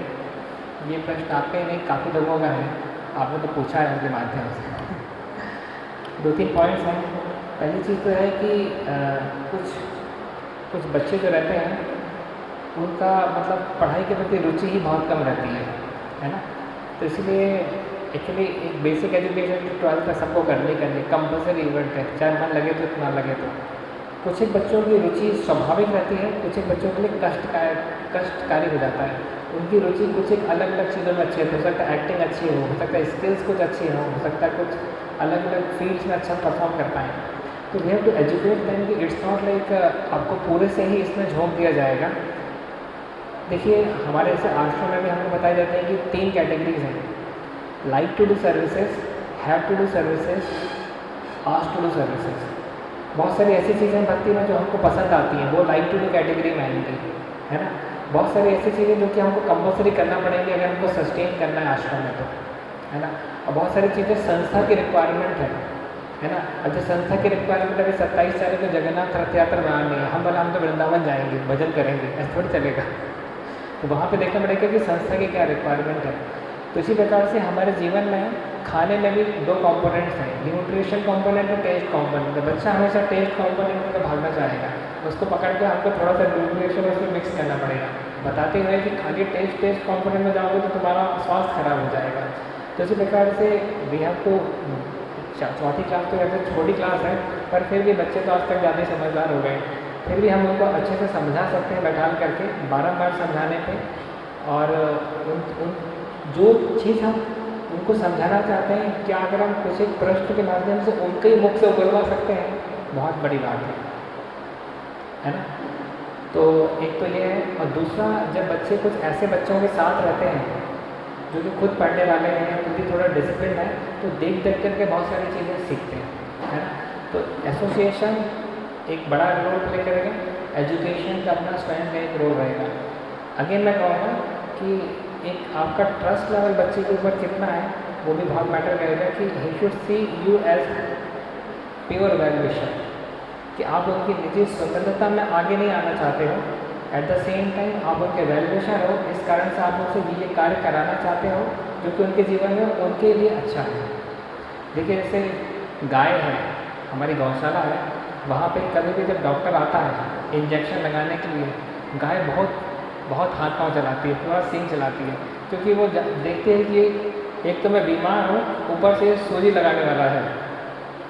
वो गाय जो है वो एक नेगेटिव एनर्जी के रूप में उस डॉक्टर को देखती है जो उसको इंजेक्शन के माध्यम से दवाई को इंजेक्ट करके उसको शरीर को स्वास्थ्य लाभ प्रदान करने वाला है। कम्युनिकेशन गैप है। तो ये तो गाय है, उसको हम बोल करके नहीं समझा सकते, एजुकेट नहीं कर सकते, बच्चे को एजुकेट किया जा सकता है ना। बड़ा व्यक्ति खुद ही इंजेक्शन लगवाने के लिए डॉक्टर के पास जाता है, खुद ही मेडिकल स्टोर में जाकर कंपाउंडर से लगा के थैंक यू बोल करके आता है, क्योंकि उसकी समझ विकसित हो गई है कि इंजेक्शन का जो दर्द है ये मेरे लिए अच्छा है समय। इसलिए मैं समझ सकता हूँ कुछ एक स्टूडेंट के लिए स्टडी पेनफुल प्रोसेस रहती है, but we have to make them understand that this little pain has a higher gain, little pain has a higher gain. जितना आप समझा सकते हैं समझाइएगा, हर एक स्थिति में तो हमारा पूर्ण नियंत्रण लगे रहता है। जितना आप कर सकते हो उतना आप कर दीजिए, बाकी भगवान पे छोड़ दीजिए। और कोई प्रश्न किसी का? हाँ जी।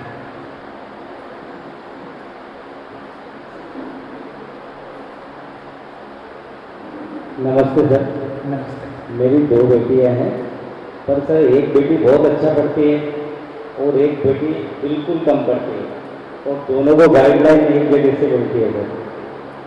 हम चाहते हैं कि वो जो पीछे है वो बेटी भी उसके साथ पढ़े, दोनों को गाइडलाइन भी एक जगह से देते हैं और एक जैसे रखते हैं, तो इसका क्या सॉल्यूशन है? जी, अभी देखिए एक ही फैमिली में अलग अलग संस्कार, प्रीवियस लाइफ संस्कार लेकर के बच्चे जन्म लेते हैं। जैसे रावण, कुंभकर्ण, विभीषण एक ही माता पिता के संतान थे। विभीषण का दैविक स्वभाव था, रावण और कुंभकर्ण का असुरी स्वभाव था। मैं जस्ट एक एग्जाम्पल देकर बता रहा हूँ कि how in a single family such differences can also come and exist. तो इसी प्रकार से एक ही घर में एक लड़का पढ़ाकू हो सकता है, एक लड़का बिना पढ़ाकू हो सकता है। तो वैसी स्थिति में मैं अगेन बोलूँगा, हर एक व्यक्ति जो है उसका ओरिएंटेशन स्टडीज़ के प्रति रहेगा, ये कंपल्सरी नहीं है। आज के समय में तो आप देखिए मतलब मल्टीपल फील्ड से व्यक्ति एक्सप्लोर करके धन अर्जित कर रहा है ना। आज हमारे यहाँ एक सॉफ्टवेयर इंजीनियर हो सकता है कि 40,000 रुपये पर मंथ कमाता है, और कारपेंटर 60,000 80,000 रुपये पर मंथ कमाता है, एक इलेक्ट्रीशियन 80,000 रुपये कमाता है, एक क्लास कॉन्ट्रैक्टर आराम से 50-60,000 रुपये कमा लेगा पर मंथ। तो एक तो हमको एक अंडरस्टैंडिंग अपनी अपग्रेड करने की आवश्यकता है कि ऐसा नहीं कि एजुकेशन ही सब कुछ है, बट बच्चे को भी बताना पड़ेगा कि तुमको एक बेसिक एजुकेशन तो लेनी पड़ेगी हालात में, है ना। जैसे मेरी मदर बोलती थी, भैया तुम 65% ले आओ, बाकी हम पिताजी को संभाल लेंगे। She never asked me to become the topper of class. पर एक साल जब मैं पढ़ाई करा तो उस समय उन्होंने कहा कि इस समय झोंक दो तुम अपने आप को। तो मुझे लगा मेरी माँ जो 12 साल तक मुझे पढ़ाई के लिए कभी कुछ नहीं बोली, आज अगर वो बोल रही है तो अरे सही बोल रही होगी। कोई व्यक्ति जब कभी गुस्सा नहीं करता है और एक बार आपके पास गुस्सा करता है, आप उसके गुस्से को बहुत सीरियसली लेते हैं। जो व्यक्ति हमेशा गुस्सा करता रहता है, आप उसके गुस्से को बिल्कुल सीरियसली नहीं लेते हैं। बताइए हाँ कि ना। इसी प्रकार से बच्चों के पीछे ना पड़ें, एक फ्रेंडली एटमॉस्फेयर दें ताकि वो अपने आप का आपको अपने फ्रेंड के रूप में देख सकें, एक वैल्यूएशन के रूप में देख सकें, एक डॉक्टर के रूप में देख सकें, ताकि कोई भी आपके जो एडवाइस दी जा रही है उसको वो सिंसियर प्लेटफॉर्म पर ग्रहण कर सकें। अगेन ऐसे इतना सब करने के बाद भी ऐसा नहीं कि बच्ची बहुत पढ़ना शुरू कर देगी, पर एटलीस्ट इतना पढ़ लेगी जितना एक सेटिस्फैक्ट्री लेवल जैसे अचीव हो जाए, है ना। इन्वेस्टमेंट हमको बच्चे पे बहुत सावधानीपूर्वक, बहुत सोच समझ करके करना पड़ेगा। और ट्रस्ट गेन जो है बहुत इंपॉर्टेंट है। एक पॉइंट बताना भूल गया था, कभी भी आपका बच्चा आपसे आपके फेलियर शेयर करता है, अपना दुखड़ा शेयर करता है, अपनी मिस्टेक शेयर करता है और आपको बहुत तेज गुस्सा आता है, उस गुस्से को तुरंत नियंत्रण में ले आइए, क्योंकि जो आपका रिस्पॉन्स उसके फेलियर शेयर करने का आपके साथ कर रहा है वो उसके लिए एक परमानेंट मेमोरी में जा रहा है ना। तो बहुत ज़रूरी है कि how we handle child failure with high sensitivity, बहुत इंपॉर्टेंट है। नहीं तो बच्चा समझ जाता है कि he is the last person to share my failure, है ना। तो again I say parents are the best valuation of the child, but they should be able to communicate the same. आप आपके बच्चों के बेस्ट हितैषी हैं, पर क्या आपका बच्चा भी आपको अपने बेस्ट हितैषी के रूप में देख पा रहे हैं कि नहीं देख पा रहे हैं? दोनों के बीच में कम्युनिकेशन गैप है। आज मैं बच्चों से काउंसलिंग करता हूँ, बच्चों की काउंसलिंग करता हूँ, बच्चे बोलते हैं my father is the last person I want to see, but it's a compulsory event कि घर में रहते हैं। बोलते जिस समय मेरी नौकरी लगी ना प्रभु जी, मुड़ करके भी इनको नहीं देखूंगा, इतना कंट्रोल करते मेरे को हर चीज़ में। बोले सबके सामने डांटते हैं प्रभु जी, सबके सामने कोई डांटे सबके सामने, इसलिए रूल रहता है correction in privacy, glorification in public. ये सब सिद्धांत है बेसिकली, ये सिद्धांत हमको क्लियर होना चाहिए। Glorification in public, chastisement in privacy. एक कमरे में बुला कर आप उनको डांटना भी है, सबके सामने ग्लोरीफाई करें।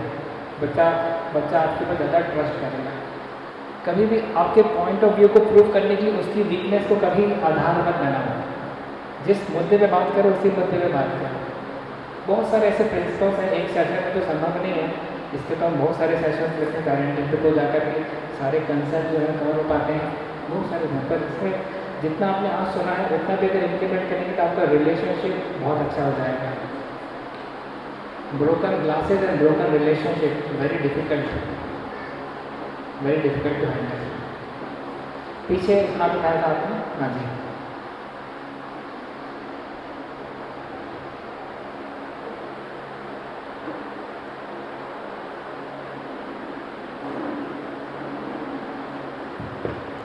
हरे कृष्ण प्रभु जी। हरे कृष्ण। अभी आपने कहा एंगर को कंस्ट्रक्टिव रखना है, तो कई बार क्वेश्चन ये आता है क्योंकि जब एंगर आता है, गुस्सा आता है, तो उस समय दिमाग में ये चीजें आती ही नहीं है कि उसको कंस्ट्रक्टिव बनाना, हर बार वो डिस्ट्रक्टिव मोड पे चला जाता है, तो उसको कैसे करें? जो जूडो कराटे सीखते हैं ना, जूडो कराटे, उनको ट्रेनिंग दी जाती है ब्लॉक पंच। 10,000 बार व्यक्ति जो है सेम मूव को प्रैक्टिस करता है, पहले ब्लॉक करेगा फिर पंच करेगा, फिर ब्लॉक करेगा फिर पंच करेगा। इतनी उसको ट्रेनिंग दी जाती है कि सपने में भी कोई व्यक्ति उसको अटैक करेगा ना, सबसे पहले उसको ब्लॉक करेगा फिर पंच मार देगा। बात ट्रेनिंग की है। तो क्योंकि उसने 10,000 बार अपने आप को प्रशिक्षित किया है ब्लॉक पंच से, तो इसलिए 1 सेकंड के अंदर ही ब्लॉक भी करेगा, 1 सेकंड के अंदर पंच भी दे देगा। सामने वाला व्यक्ति सोच भी पाए इससे पहले वो पंच दे देगा। ये ट्रेनिंग की बात है।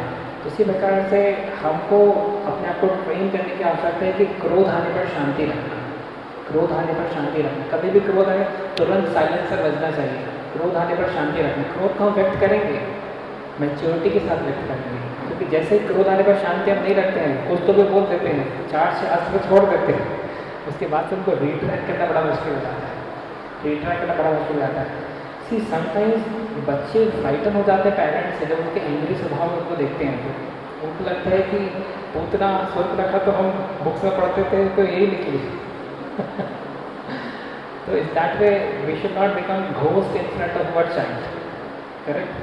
And we become ghost, we are not ghost but anger makes us ghost. Anger, Mumbai की एक सत्य घटना है, न्यूज़पेपर प्रकाशित हुई थी। एक हस्बैंड वाइफ के बीच में इतनी ज़्यादा लड़ाई बढ़ गई कि पिता ने गुस्से में छोटे से बच्चे को 6ठे 8वें माले से ऊपर से नीचे फेंक दिया, बच्चा मर गया। अब बाद में इतने रोए ये लोग, पर वही है क्रोध के क्षण में जो डिसीजन होता है आप उसको रिट्रैक्ट नहीं कर सकते। लाइफ लॉन्ग अभी उनको इस दुख के साथ में रहना पड़ेगा। पर इसलिए बोलते हैं शास्त्र के इंजंक्शन है क्रोध आने पर शांति रखना। तो इसको हमको प्रैक्टिस करना पड़ेगा। ब्लॉक पंच का एग्जाम्पल याद रखिए, ब्लॉक फिर पंच। सबसे पहले तो आपको ब्लॉक करना पड़ेगा, क्रोध आने पर शांति रखना। उसके बाद में थोड़ा ठंडा स्वभाव होने के बाद में फिर आप इसी बात को करेंगे, तो आप इसको कंस्ट्रक्टिवली आप बात कर रहे हो। देखिए 15 मिनट बाद आप बात करेंगे ना, हो सकता है थोड़ा बहुत गुस्सा हो, पर वो परमिसिबल लिमिट का एंगर रहेगा, परमिसिबल लिमिट। जैसे अगर आपको 99-100 डिग्री फ़ारेनहाइट बुखार है, परमिसिबल फीवर है, क्योरेबल फीवर, पर वही अगर 105-106 पहुँच गया तो जानलेवा हो जाएगा। We have to understand. तो इसलिए इट्स वेरी इंपॉर्टेंट, सभी के लिए गोल्डन रूल है क्रोध आने पर शांति रखना। Last question, okay last question, ठीक है। आपका सेकंड लास्ट, आपको लास्ट मैंने आपके हाथ देख लिया था तो आपको दूंगा। पूछिए। राधे राधे प्रभु जी। राधे राधे। मैं क्वेश्चन नहीं पूछूंगी, मैं आपने जो मुझे बताया उसमें मैं अपनी बातों को शेयर करना चाहती हूँ।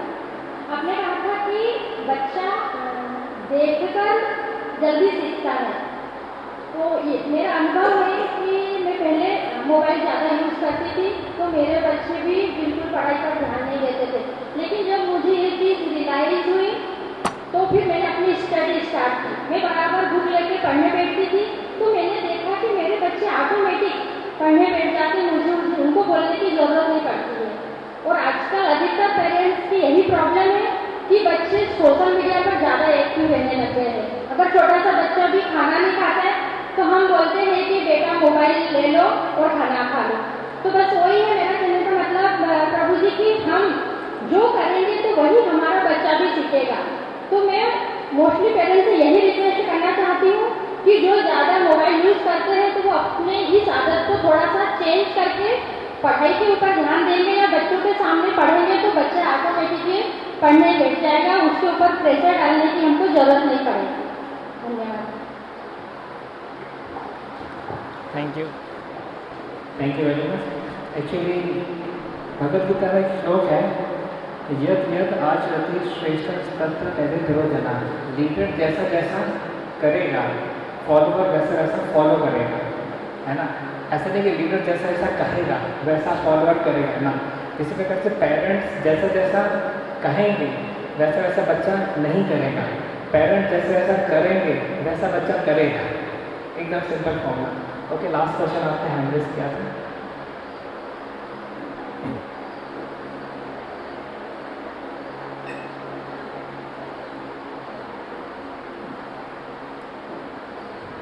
Good afternoon sir. Good afternoon. Sir मेरी डॉटर है 7 ईयर्स की है, 3rd स्टैंडर्ड में, लेकिन वो कहना बिल्कुल नहीं मानती। ये सबकी प्रॉब्लम होगी, वो कहना बिल्कुल नहीं मानती, हर चीज़ का आर्ग्यू करती है। उसको ऐसा लगता है कि उसकी मम्मी उसको प्यार ही नहीं करती, जबकि ऐसा कुछ नहीं है। मैं अपना 100% उसको देती हूँ, लेकिन उसको ऐसा लगता है कि मैं उसको प्यार नहीं करती हूँ। और मैं अगर उसको बोलूँगी कि बेटा आज रात है, तो बोलेगी नहीं मम्मी ठीक है। थर्ड डिग्री बर्न है मेरा। तो इसके लिए मुझे क्या करना चाहिए? क्या आपका कहना नहीं सुनती है, किसी का ही कहना नहीं सुनती? नहीं, वो मेरा कहना नहीं सुनती इससे। देन ऐसे थोड़ा सा आप में सुधार की आवश्यकता होगी। सर मुझे गुस्सा बहुत आता है, और मैं ना गुस्सा आता है तो उसे थप्पड़ लगाती बस प्रॉब्लम डिटेक्टेड। आपको नियंत्रण, देखिए क्या है ना, जैसे एक डॉगी है, वो किसी को देख करके नहीं भौंक रहा, केवल मैं जा रहा हूँ तो मेरे को देख करके भौंक रहा है, यानी प्रॉब्लम उसमें नहीं मेरे में है। दूसरा डॉगी है, वो सबको ही देख करके भौंक रहा है, मुझे देख करके भौंक रहा है, प्रॉब्लम मेरे में नहीं है, डॉगी में है। समझ रहे हैं बात तो को? सर मैं अपने में क्या सुधार करूँ? आपको खुद को बहुत ज़्यादा ट्रेनिंग एजुकेशन में अपने आप को समय बिताना पड़ेगा। जो सारे प्रिंसिपल का हमने चर्चा की है ना, इन प्रिंसिपल्स को आपको पहले तो आपके खुद के माइंड को ट्रेन करने में यूज़ करना पड़ेगा। आपका माइंड एक बच्चा है, इंटेलिजेंस व्यस्त है, एल्डर है। तो किस प्रकार से हमारा खुद का अगर मन नियंत्रण में नहीं है, उससे हम किसी दूसरे के मन को वैसे नियंत्रित नहीं कर सकते। अगर सामने वाले को नियंत्रित करना है तो पहले हमारे स्वयं का मन नियंत्रण होना जरूरी है ना। जैसे कि आपका उद्देश्य अच्छा हो सकता है, आप अपने बच्चे के वैल्यूएशन हो सकते हैं, I totally agree with it, but again क्या बच्चा हमको अपने आप को आपको बेस्ट वैल्यूएशन के रूप में देख पा रहा है? इसीलिए धीरे धीरे आपके वर्क अलॉन्ग ग्रेजुअली आप पाएंगे कि आपके बच्चे जो है आपके मित्रवत डील करेगी, फ्रेंडली डिस्पोजिशन होगा, आपके बीच में रिलेशनशिप की स्वीटनेस काफ़ी ज़्यादा बढ़ जाएगी। तो you try to work on yourself. मैं सबको सलाह देता हूँ श्रीमद् भगवद गीता पढ़िए, उसको बहुत सारे सिद्धांत दिए गए हैं, उनको समझने का प्रयास कीजिए, अपने जीवन में अप्लाई कीजिए, बहुत बड़ा ट्रांसफॉर्मेशन आएगा। मेरे खुद के जीवन में इवन जो भी ग्रैटिट्यूड है मेरा पेरेंट्स के लिए, वो श्रीमद् भगवद गीता पढ़ने से, चेतना के उन्नत होने से काफ़ी कुछ आया। बहुत सारी चीज़ें जो आज के सेशन में मैंने पेरेंट्स की डिस्कस की, वो पहले मैं नहीं देख पाता था, चेतना उन्नत होने के बाद में मैं देख पाया। दुनिया में दो बहुत कठिन चीज़ होती है, एक होता है अपनी स्वयं की गलती को स्वीकारना, उससे ज़्यादा कठिन चीज़ होती है दूसरों को उनकी गलती स्वीकार करवाना। मानते हैं इस चीज़ को? तो चेतना के स्तर में जब हम स्वयं ऊपर रहते हैं, हम अपने मिस्टेक को उतना ज़्यादा देख पाते हैं, है ना। और सामने वाले को व्यक्ति को उसकी गलती का स्वीकार एक्सेप्ट कराने के लिए उसकी चेतना को भी उठाने की आवश्यकता है, जो कि बहुत मुश्किल काम हो जाता है ना। आज देखिए मेरे पास में डाइवोर्स केसेस तक आए हैं, उसमें वाइफ के अपने 150 कंप्लेंट हैं और हस्बैंड के 200 कंप्लेंट्स हैं, और दोनों एक दूसरे को स्वीकार करने की स्थिति में नहीं है। क्या आपको लगता है कोई एक पार्टी सही होगी? बिल्कुल नहीं, दोनों ने एक दूसरे के ऊपर बाढ़ चलाए हैं, गंभीर युद्ध, घनघोर युद्ध हुआ है। करेक्ट, दोनों की मिस्टेक्स हुई हैं, पर इन्होंने अपने स्कैनर में अपनी मिस्टेक्स नहीं देखी, इन्होंने अपने स्कैनर में अपनी मिस्टेक्स नहीं देखी। करेक्ट, स्कैनर पकड़ ही नहीं पाता हमारी खुद की मिस्टेक्स को, जबकि सबसे ज़्यादा सुधार हमारे जीवन में स्वयं की गलती को देख करके, निरीक्षण करके सुधार करने से होता है। तो that way try to improve yourself and then you see improvement in relationship. ठीक है, आज के सेशन को हम यही विराम देंगे, दोबारा फिर कभी बैठेंगे। हरे कृष्ण।